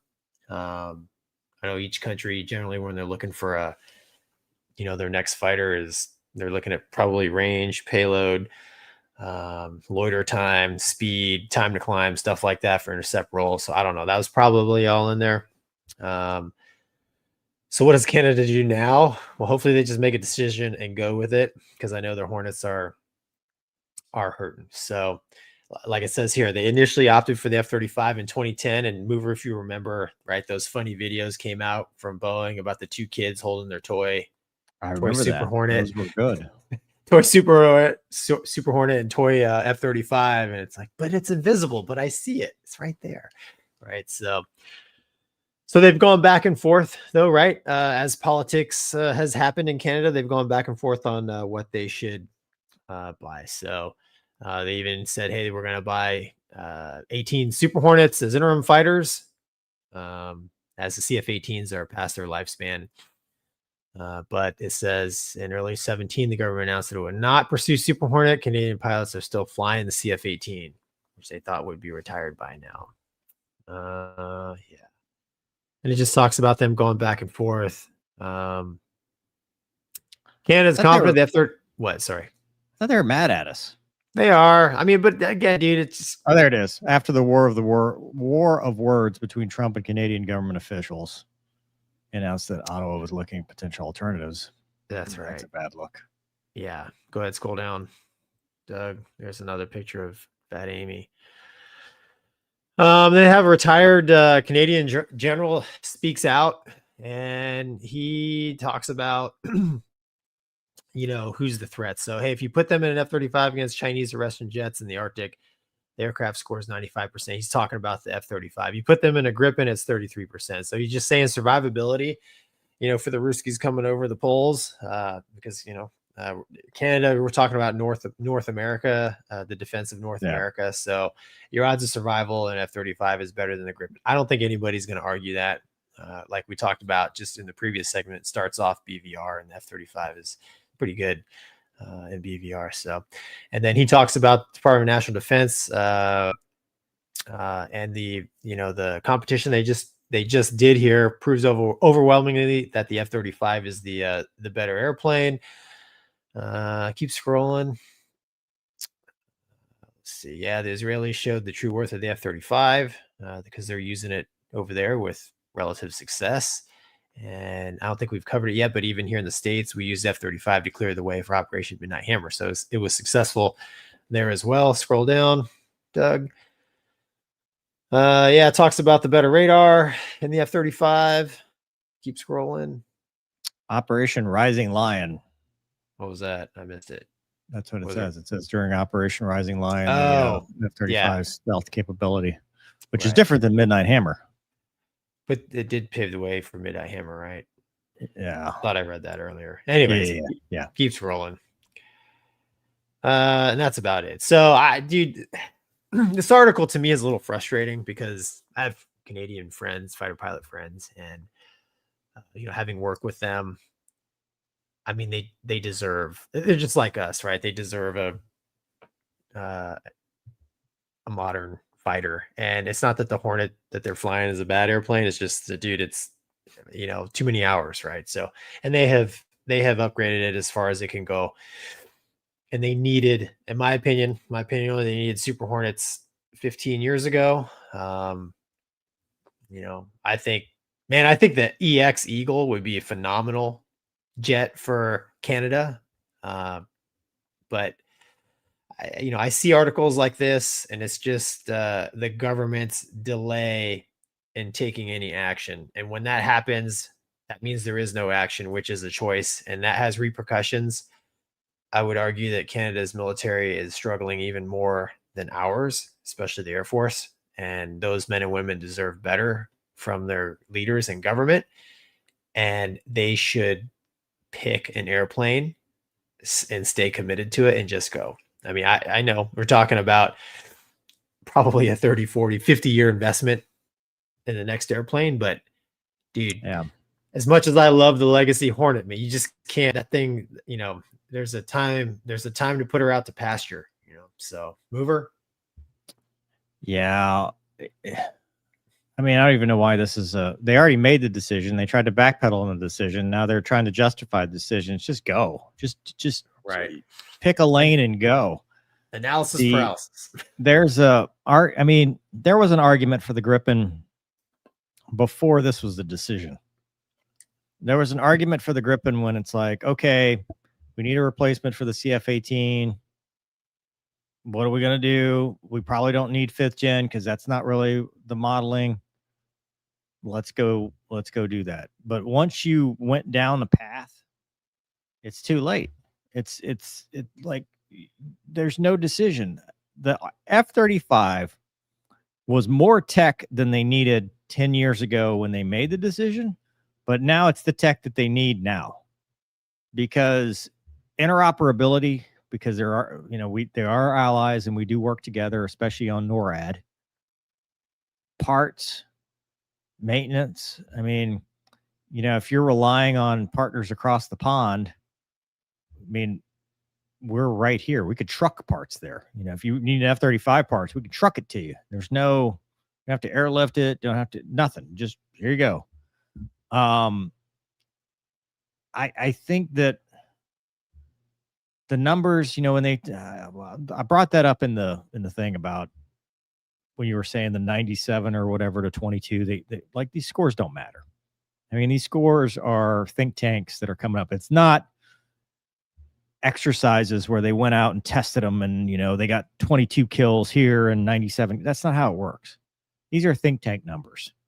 But the reality of the numbers is that you're comparing 4.5 gen to 5th gen. And I've seen some ridiculous things in social media about the Gripen. I love the Gripen. I think it's a great airplane, but it's not an F-35. Like the F-35 is your tech suite. It is everything. It does all the cool things. Your Gripen is more of your Gen 4.5 plus. It does a lot of things that the F-35 does because of the trickle-down tech, but it is not the F-35. Now, do I agree with you? Yeah, Super Hornet would have been the play back in when they first started this. And the EX is a great aircraft now, especially being 2-engine, especially in the conditions that they fly in. Like, if to me, this shouldn't be F-35 versus Gripen. This should be F-35 versus the Typhoon. You know, I mean, if you're going to go that 4.5, you know, and you don't want to go US because we've pissed you off, well, you should be talking about the Typhoon because you got 2 engines and all the capabilities that brings with it. That being said, you already have a pipeline established. You've already gone down this path. You've already made your force less capable by waiting as long as you did to get to this point. Like you said, Gonky, any other delays will just ripple to the point where you can't. And good on the Canadian fighter pilots and maintainers for doing what they're doing with what they have, but they shouldn't have to. This should not be a first world problem. You know, these airplanes, flying these old airplanes, are the stuff of third world nations, not of first world allied partners. And we are partners. And politicians play their political theater in front of everybody, riles everybody up, but behind closed doors, they're laughing at us.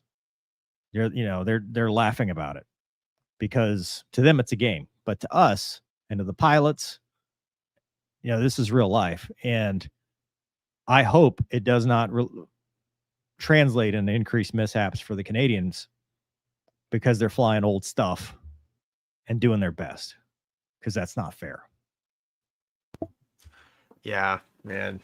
Pick an airplane and go at this point. Yeah. Yeah. It's too late to change your mind. Just do it. Yeah. Especially if the F-35 gets the new GE engine. Seen that GE engine that they're talking about? Yeah. Yeah. See, GE will come save the as they did with the Viper. Yeah, as they did with the Tomcat. Tomcats. Oh, dude, I'm scared. I'm scared to talk because I don't know why it keeps doing that. That's a cheap camera, dude. You got to buy a good camera. No, dude, that's an A60. What is that? Nerd alert. That is a DSLR A6600. No, dude, that's Okay. a nice camera. All right. So some connection, some Windows thing. You don't have a probably, backup camera, like I do, but it's apparently not plugged in. I was looking at that. I was going, well, maybe it's. I guess it's off or not plugged in. So out of order. PC load letter. What does that mean? I don't know what this means, Gonky. Hit it. Yeah, Doug, you've got the main article. Well, this is this is a picture of the WS10, which is a potential engine for the J36. So, Doug, pull up that article here. Do you have it? Hang on. Yeah, I went for the video first. Yeah. So there's a second prototype of the J36 that they spotted flying around. So we talked about the J36 in the past, which I guess was a slightly older version. So they've gone and modified it. There it is. China's J36 evolving fast to outfly slower advancing U.S. rivals. So some of the pictures show different exhaust nozzles, right? So that was the WS10 that Doug just showed. So this is a 3-engine thrust vectoring, 2-dimensional design that they have on the back of this thing. So as you can see in that picture, also they modified the landing gear. So Mover, if you remember, the landing gear used to be like tandem. Now it's like 787 style. Yeah. Now it's A320 style or side by side. So they've also done some work to the intake, which is on the top of this thing.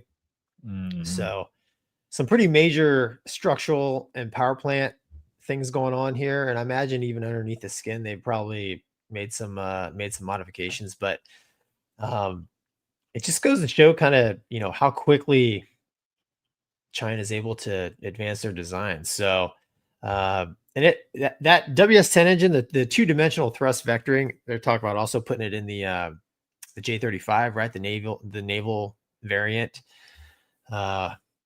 like Fat Amy on a diet, but with 2 engines. Yeah, there she is. So if it looks similar or kind of like a Raptor thrust vectoring nozzle, it's probably just a coincidence. So I think some of the newer Russian stuff is 3-dimensional, but yeah, this one's just 2-dimensional. But yeah, go back to the article, Doug. Por favor. There you go. Scroll down. Yeah, these are just some shots they took of it. Keep going. Yeah, so it's got diverterless subsonic inlets, whatever that means. So yeah, it talks about the shift in design of the main landing gear. And then the power plant, it also talks about the plane's power plant remains unconfirmed, but speculation centered on the WS10 engines for testing. So, and that's because that speculation, I think, is driven by the fact that there are photos of it, like the one that we just showed with the different nozzles on it. So, Air Vice Marshal James Beck of the Royal Air Force was quoted in Business Insider last month saying 5th-generation fighters are now the baseline and standard entry for any attempts to temporarily take control of the skies, even against most basic threats.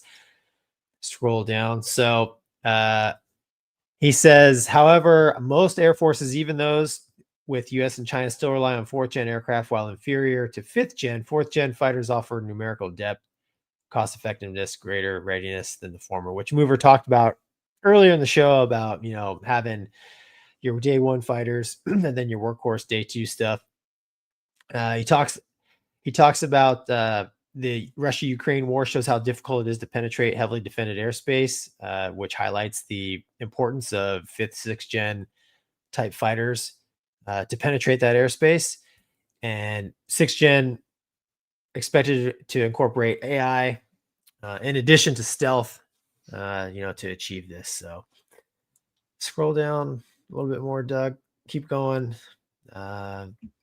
He talks about the let's see here, dude. He talks about China's ability to rapidly advance design, and it talks about production here. Keep scrolling.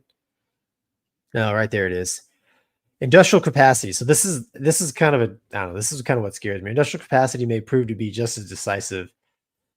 September 2025 article for the National Interest states that while the U.S. has the world's largest fifth generation fleet, 185 F-22s, 400 F-35s spread across the U.S. Navy, Air Force, and Marine Corps, China is believed to have more than 300 J-20s with 5 production lines capable of producing a new aircraft every 8 days. Scroll down, Doug.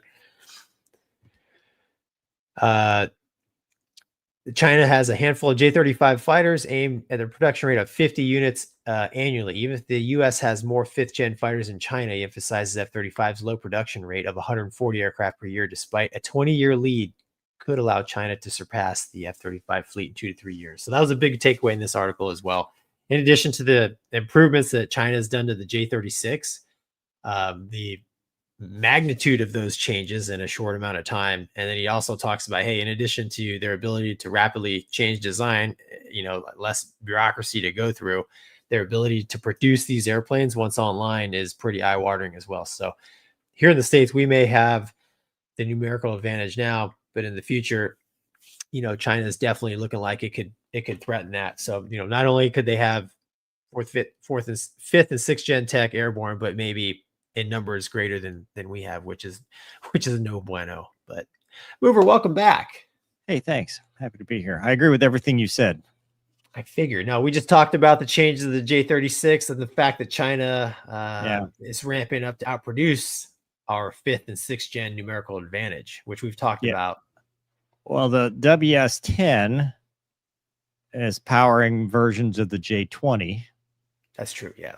And the WS-15 is supposed to be the J-20's new engine, but it failed trials, right? So it had issues. But there's a TVC, the thrust vectoring version of the WS-10, which is this, right? Yes. So the question then becomes, will this be what goes on to the J-20? Because to me, this thing, I don't know the maneuverability of the J-36. It doesn't look all that maneuverable because it's a big side-by-side airplane. But you put this on the J-20 or the J-35 with thrust vectoring, now you got something. I still think the J-36 is more of a bomber than a fighter, dude. Mm-hmm. I mean, maybe they put thrust vectoring on it to help it just fly as a flying wing, basically. Stability. Yeah, stability, exactly, as part of its flight controls. But get high, get fast too. I mean, it's probably an interceptor. To get up there into the bozosphere, if you will. Yeah. I don't think it's a fighter, man, but it's some sort of 6th gen, whatever, Gen 5, whatever the generations we're on now. It's it's some sort of future longer range attack type aircraft. Well, cool. Well, that was a good segment that you handled all by yourself. Just the Gonky showed, and I don't understand what's going on. Indy Navy says a decade of F-35 waffling. Now it's all job creation instead of arming the RCAF or NORAD NATO. But sure, orange man bad. John says, I send you my extra Logitech 1080p. This is a Logitech Brio now that we've stepped to the spare. Oh, dude, I can tell. Yeah. It's all right. To the spare. It's no A6600. I don't know if it's like the Camlink thing that failed or is failing, or I don't know. So solar flare, dude. That's my vote. It's that, or it's the Chinese hackers. Yeah. Turkey A's hackers are mad at me. Kim 1 says, as retired vets today, would you both take a one-time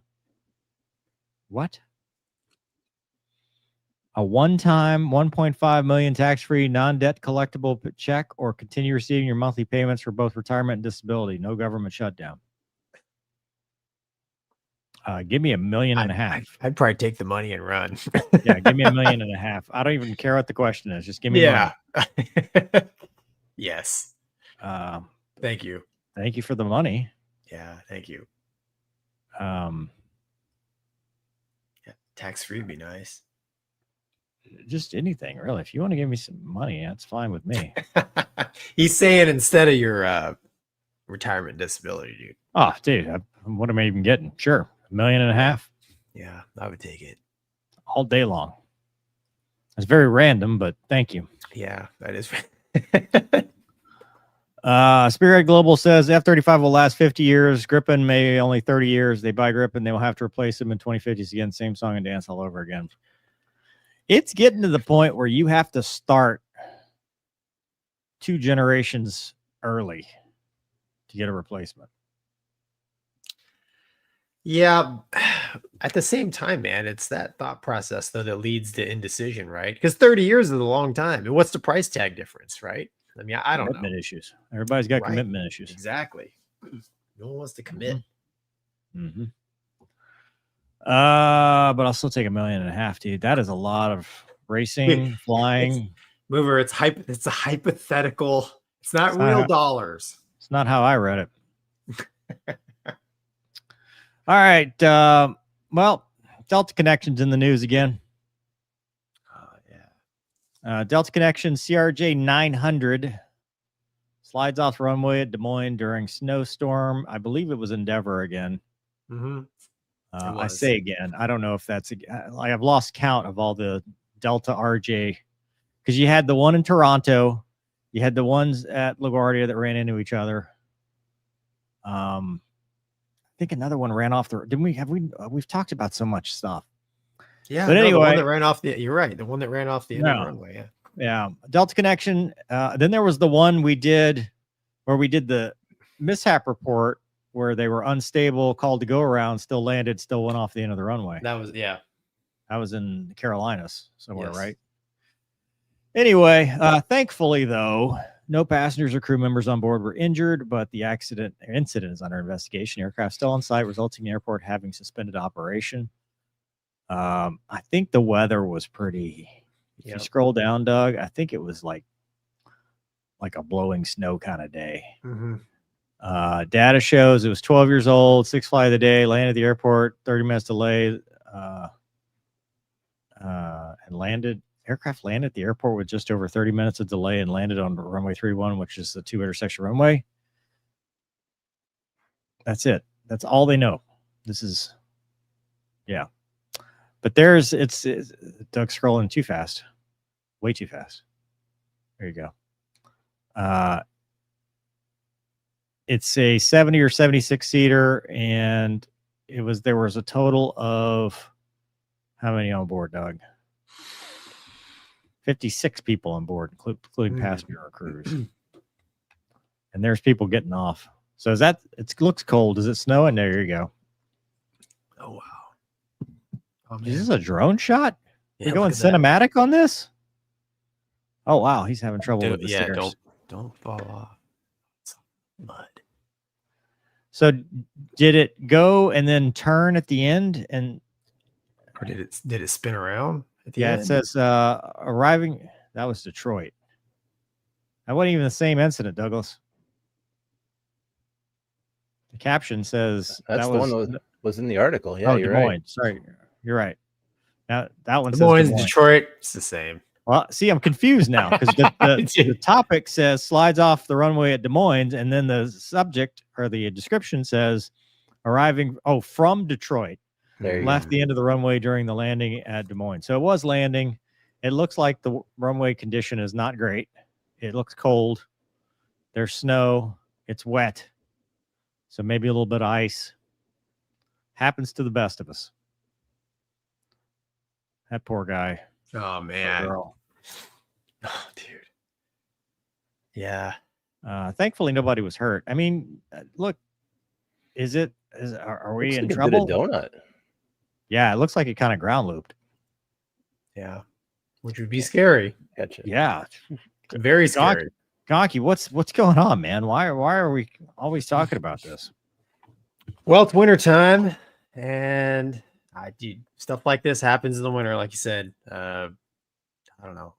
They do the best they can with de-icing and plowing the surfaces. And do they salt runways? I don't even know. Do they? They throw something down, right, to melt the snow, but I mean, it's not uncommon to, in the wintertime to have airplanes slide off of taxiways or runways. I remember I went to school in Grand Forks, and I think twice when I was up there, Northwest Airlines DC-9, had a little excursion off the prepared surface. So, I mean, it's unfortunate, but you do the best you can. But if you hit some ice, I mean, dude, you'd be along for the ride. It's just like driving, right? So, yeah.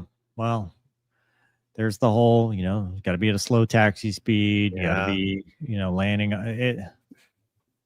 Stuff like this comes down to training.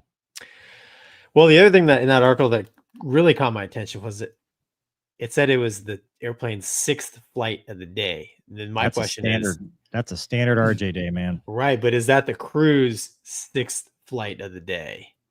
Still a standard RJ day. Those dudes bounce around all day. But that to me, man, that's always a factor. I mean, the most we ever do where I'm at is 4 legs a day, and man, that 4th leg. Yeah, no, you're right. I mean, it's tough, but that's the RJ life. I mean, you got to think of who's flying these airplanes. They're up and coming, lower time, not a whole lot of life or flying experience at this point. Typically, I'm not saying always, but it's the pipeline. This is, you start here and you end up at Big Delta. Yeah, I mean, I'm not saying that's. I mean, this could have been a malfunction. This could have been a break. One break locks up. I'm not saying that. I'm just saying, with the rash of incidents we've seen, CRM breakdowns with Toronto, with the one we just covered, where people let things go farther than they needed to, and that is a training issue. Yeah, you're right. I mean, why did it go off the prepared surface? Anybody's guess. But I just know from a physiological standpoint that, man, six legs a day for sure. You're like, dude, did we already do the approach checklist? I mean, once again, Gonky, they're 20 years old, not Gonky age. They're not. They don't have cat shot brain, dude. They actually, they know what they have for lunch. They know what kind of cheese they're ordering. Like, it's a totally different world when you're in your 20s. Remember? Yeah, they're busy. They're busy. They're setting up their phone so they can film them getting verbal clearances on. It's me getting the ATIS. It's alpha. Yeah. Maybe you're right, dude. Here's me writing down my cheese tray order for the flight. I'm just saying, as a fellow pilot, when the 6th leg of the day, I'm like, man, that's a long day. Fatigue. If that's true, fatigue is. I'd quit. Just leave. I don't want to fly 6 legs a day. I don't want to fly 3 legs a day. That dude, that's that's the airplane. We don't know that. You don't know that was their 6th leg. That's what I'm saying. Yeah, I doubt it, but it's possible. Yeah, I don't know. That's what caught my eye. So, but yeah, hey, dude, airplanes occasionally slide off the prepared surface. Nobody was hurt. Didn't even look like the airplane was damaged. Just clean the little. Yeah, pressure wash it. You'll be fine. Probably have to pressure wash a few seats too. You have to pressure wash the wheel and a couple seats, and maybe talk to the chief pilot. But after that, put the captain's seat cushion back. Right, back to work. Back to work you go. Leg 7 is preparing for departure. We shall not wait for this. Yeah. Thank you for your service. Mr. AKA 1996 F-35C outboard wing is made near where I live in Canada. Every F-35 has about $2 million worth of Canadian built components. There you go. See? Then why don't they buy it and support their own industry? Yeah, support yourselves. Holly Movie Star says, you think F-22 will be the next Thunderbird eventually? Nope. No chance. Bad Amy or the T-7 is my prediction. Probably T-7, dude. Yeah, probably T-7. If it ever gets here. Yeah. Warhorse 500 says 1.5 million would buy a lot of Luna treats and an engine for movers race car. See? Yeah, listen, dude, I don't disagree. I completely agree with you. And my camera would probably be reliable. When you got a bird in the hand, right? Take it. So actually, we wouldn't do this show anymore if somebody just said, here's 1.5 million. It'd just be the Gonky show. After 2 weeks later, remover blows it all. It's like, hey, can we do this? Hey guys. Hey guys. I'd be doing the show by myself to pay for guns. Here's me filming myself at crew scheduling. Writing the last check. Yeah. Here's me unresigning. John says Delta needs to install the pursuit bumpers on their RJs. Crazy Pete says one day in Iraq I flew 10 legs all between Balad and Baghdad. Oh, dude.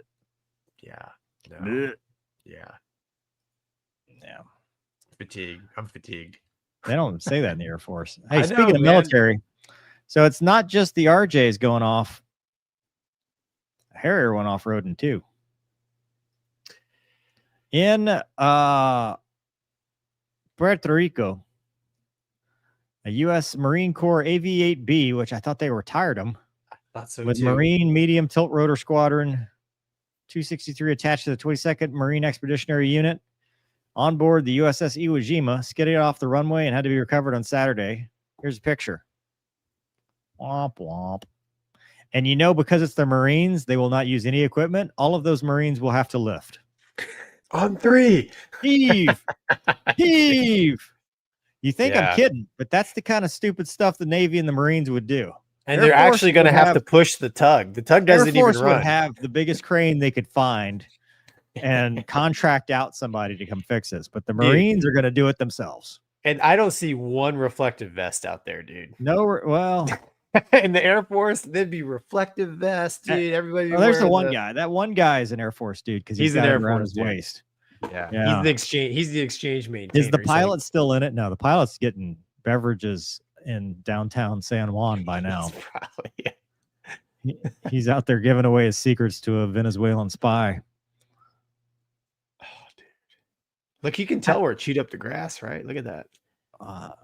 I'd be tempted to put it in old hover mode and get myself out of it myself.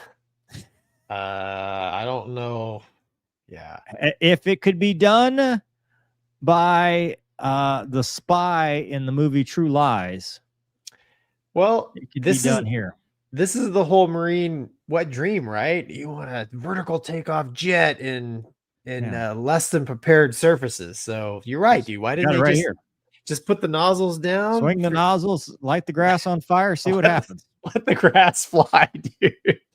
Can you imagine, dude? That engine would be inhaling so much. Oh, dude, grass. it's cooked. But you know what? We got it out.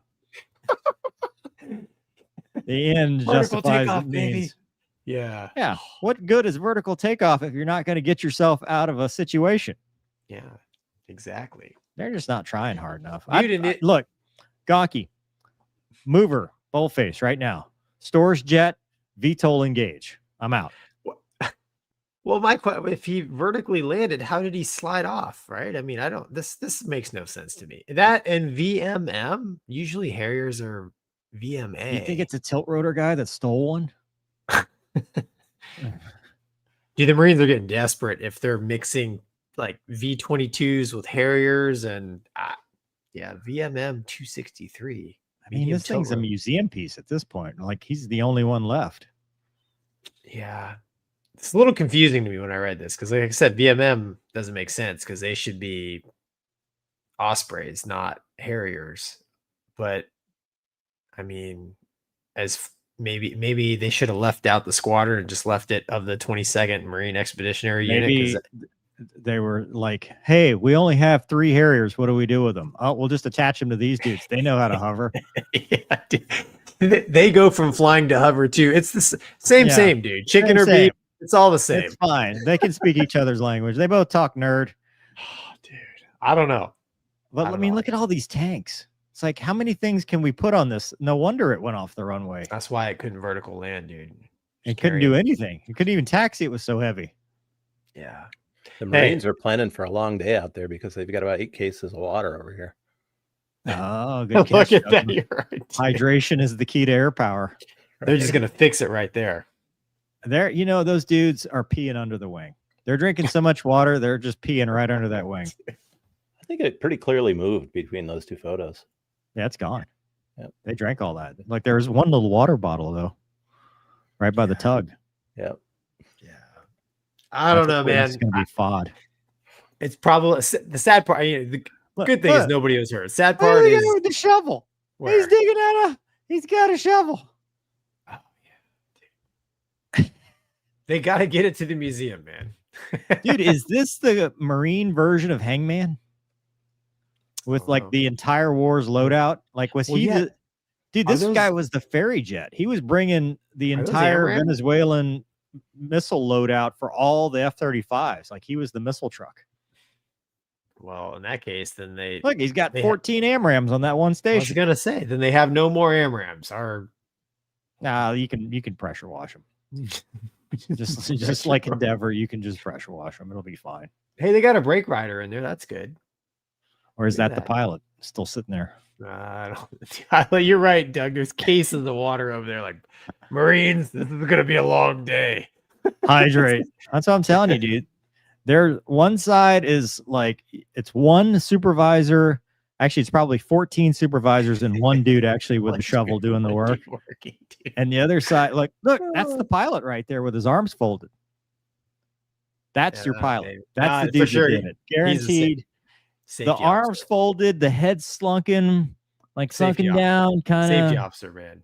No, he's like, God, I can't believe I did that. He's only in the first picture too. He's gone. Yeah, he's gone, dude. He's San Juan with the Venezuelan spies right now. Go back, Doug. Go, click the mouse to go to that picture. What squadron? What does that say on the tail? EG. I thought I could read. Yeah, okay. It says EG and Marines. Marines. I don't know, man. Stream close up. Marines. That's how they probably pronounce it too. So no, I'm just kidding, dude. I wish to see the rest because I wonder if it got so stuck they had to get a second tug to pull the first tug to pull it out. No, they pushed. Rice farmers around here do that all the time with tractors. You know, this reminds me of the ending scene in Tank when they all get out and push the tank to get it across the state line to get away from the crooked sheriff. What movie? Tank. I've never seen Tank. Oh, you need to see. Dude, you and Rip need to watch Tank. Is it safe for a 7-year-old? Dude, I started watching it when I was like 3. It was my favorite movie. 100%. Sally Fields and James Garner. Yeah, in a tank, a Sherman tank. Okay. 100%. You have I'll go watch it with y'all. Okay, we'll watch. I'll bring it. I got it on DVD. You got a DVD player? Yes, I think. All right, me and Luna are coming with the helicopter. We're gonna watch Tank. All right. Yep. Okay. All right, that's enough of that topic. Thank you for your service. Well, it's quitting time. Or do you want to talk some more stuff? Dude, it's up to you, man. I know you're not comfortable with your camera setup. Is terrible, dude. This is like offset. I know you're like subconscious, like you're self-conscious about it. It's not my too best low, side. Like I can't. What do you mean it's not my best side? What do you see? I'm just saying, like you're like, oh my. Now I'm self-conscious. My complexion's wrong with this camera. What's wrong with my complexion? Nothing. I just said, dude. See if I can switch back to the other one for. Nope. Nobody can push your buttons better than a good friend. Listen, dude. Gonky is best friend. That's what we do. It's Dogfight Brother. This is what Dogfight Brother does. Well, I mean, there was a Lake Pontchartrain mishap, and I don't think we need to go deep dive, but I will say this. If you are ever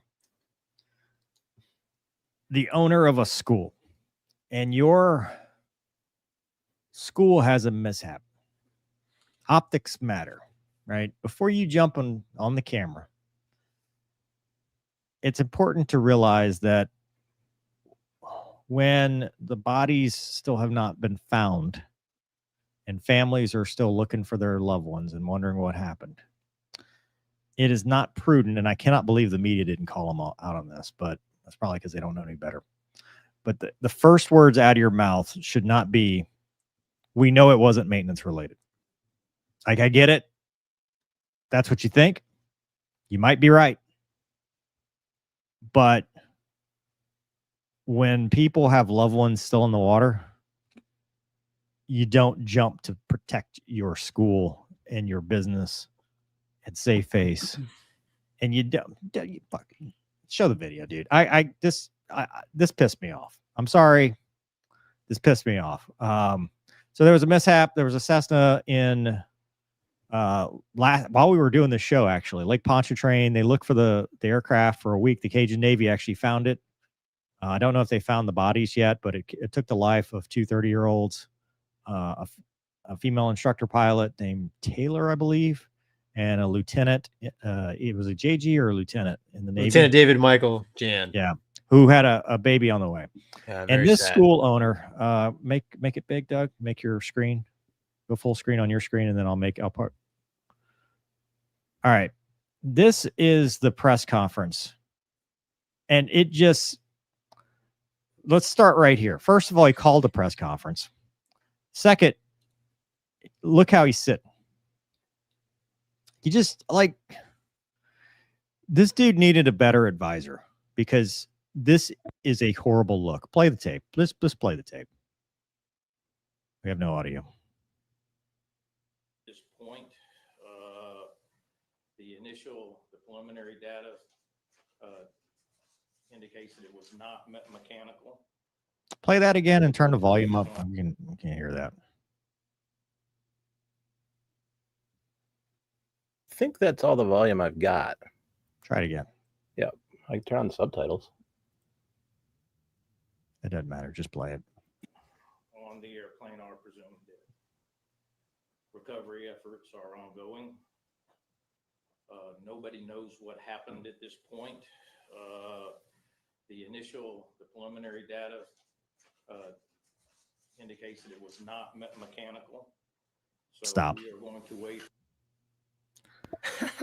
Nobody knows what happened, but it's not mechanical. Are you kidding me? Yeah, dude. It's pretty wild. First of all, dude, stand up like a man. Yeah.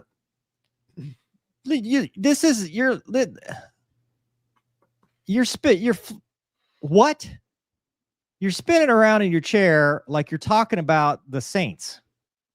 Two people in your airplane just died, and you're holding God knows why you're holding a press conference. And your first thing is nobody knows what happens, but we know it wasn't mechanical, so launch the fleet. I mean, I get it. Not everybody's trained for this. People aren't in the media, but if you're not trained for it and you don't know about how to deal with the media, maybe you just don't. Or you find somebody who does know about the media to either advise you not to do this or to do it themselves, because this is unsad. And I don't know. I don't know. Gonky, what do you think? Am I wrong? Am I missing something? No, it's a poor look, but I mean, I kind of get it. And I mean, not to defend the guy. I don't know anything about his flight school, but a lot of flight schools are pretty mom and pop. Being in Louisiana, I could see where maybe things wouldn't be as polished, but it's bad to just literally say we have no idea what happened, but it wasn't mechanical. I mean, that's the bodies. Right. I don't think both bodies have been found yet. Yeah. Loved ones are wondering what happened. Yeah. This wasn't, what was the date on this, Doug? Because this happened on, is there a date on that video? Because it was recorded live. This was a no kidding live. Let me know if you can find the date on that, because this happened. I haven't found it yet. I'll let you. On the 24th. And I believe this press conference was either the 25th or 26th. Yeah, and I mean, as a business owner, man, I mean, he kind of opens himself up to. Well, I think he's trying to get ahead of it. I think he's trying to get ahead of it. Of course, but what if it wasn't mechanical, right? See what I'm saying? It's like, dude, yeah, it's poor. You're right, dude. There's no excuses. Poor form. Like you said, they hadn't even found the bodies yet. I think today they just released the name of the instructor, right? I mean, it's. Yeah. Well, it was yesterday. Or yesterday, yeah. So, I mean, see, this is stupid. He may look bad. This is a comment from the audience. He may look bad, but he was man enough to show himself. Wrong. That is not being a man. That is not manhood. That is not man enough to show himself. He is not accused of a crime. He is putting himself in front of something that he did not need to do. Other than to get up there and say, we're still looking for him. We don't know what happened yet. Our thoughts and prayers are with the family. Yeah, we're cooperating fully with. Cooperating fully. We'll offer whatever support we can. we hope that they're recovered soon. Yeah. I think his looking point into was the to camera. cover, CYA, dude. Yeah. It's sad. Like you said, man, Yeah. 2 30-year-olds are gone. 11:25. Doug has just said. So that was the day after, while recovery operations, actually, I think they were still rescue operations, were still ongoing. Yeah. But more importantly, you had, because he does talk about it, the flight instructor was building time. She was going to the airlines. He was working on, he was a Navy lieutenant, obviously trying to make himself better. Had a wife and they were expecting wife at home, and was obviously working on his training to try to better himself. And unfortunately, whatever happened. But I don't know, just fired me up when I saw that. Yeah. I don't know, man. These things are unfortunate. Yeah, they were doing some night IFR training. I guess he was working on his commercial ticket, and then something happened. So, I mean, I will tell you, flying over water at night, featureless. I mean, it's featureless. Like Pontchartrains. Yeah, but Lake Pontchartrain and Cessna, you might as well be like in the middle of the Atlantic, right? So I don't know how far out they were or where they were, but I mean, that's an open body of water. Yeah. And if you're not paying attention to your instruments, or if you have some sort of instrumentation issue, it could go sideways in a hurry. So, I mean, it's tragic. I mean, it's holidays, right? I mean, no Thanksgiving, obviously before Thanksgiving, this happened, right? 3 days before Thanksgiving. Right. And then coming in, I mean, it's probably probably on leave for Thanksgiving. Like, hey, honey, I'm just going to Yeah. go get my night hours, keep working on my rating so that I can one day provide better for you. Yeah. There's no better time to, die in a tragedy, but I mean, this is about the worst. So, thoughts and prayers for them, obviously. And, they're going to find out what happened, and hopefully, learn from it so it doesn't, these things don't happen again. So I don't know, man, but you're right. I think it was a poor look for the flight school dude to come out like he did. Yeah. Yeah. So, well, I don't know the dude. I would say, I hope he meant well. I hope he's just misguided, because it's just a terrible look. And the families are grieving. I mean, can you imagine? You can't bury your loved ones because they're not found. right. You have no closure until they're located, because everybody's going to hold on to that little bit of hope until that happens. That's just human nature. Yeah. Oh yeah. So I hate it. I hate aviation brings out stuff like that in people. And good on the Cajun Navy for coming out and trying to locate. They did actually locate the wreckage. They didn't locate the bodies. I don't think they may have. It's a story that's ongoing. The other piece to this that I thought was kind of tragic, if you look at the flight aware, I think the Coast Guard MH-60 was right in front of them. Oh wow. On final. Oh wow. Okay. But they could not turn around and go look for them. They had to go back because they didn't have a rescue swimmer with them. Oh, dude. Yeah. So they had to go get the swimmer and then come back. Wow. Just horrible timing, horrible situation. And not just you feel for obviously their families, their friends, but Lakefront Tower, I've done videos. All my flight training in the helicopter was out of Lakefront. They're good people. And to lose an aircraft that was on their watch, New Orleans approach and stuff, that affects them too. It affects controllers. It obviously probably affects the coasties that, because they're just like any other first responder. It hurts when you can't save somebody, when you can't get there in time. Yep. And if that's true that, that they had to go get the rescue swimmer, dude, that's got to weigh on them. That's got to be a tough one. So, yeah, I agree, man. Yeah. Anyway, that's our show. That's your mental health minute, actually. What? Don't be a douche.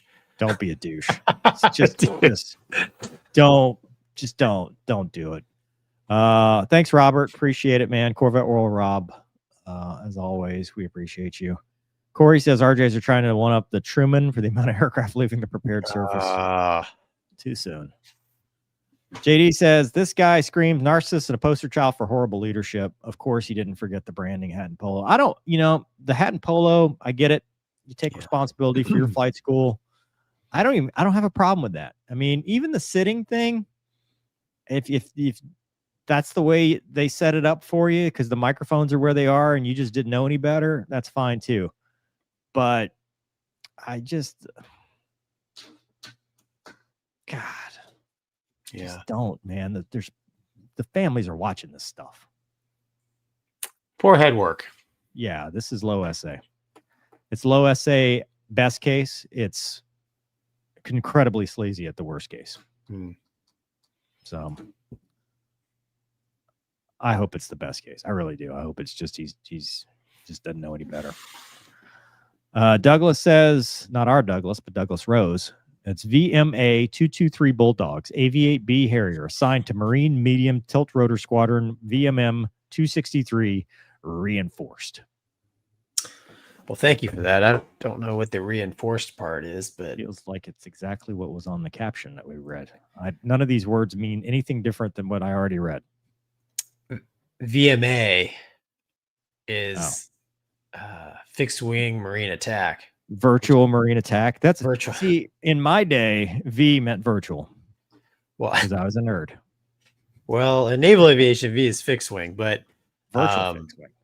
But yeah, so he's just because I asked the question. It's weird that an Aviate is assigned to a VMM squadron, right? The tilt rotor nerds, but I guess it was actually assigned to the Bulldogs. Yeah.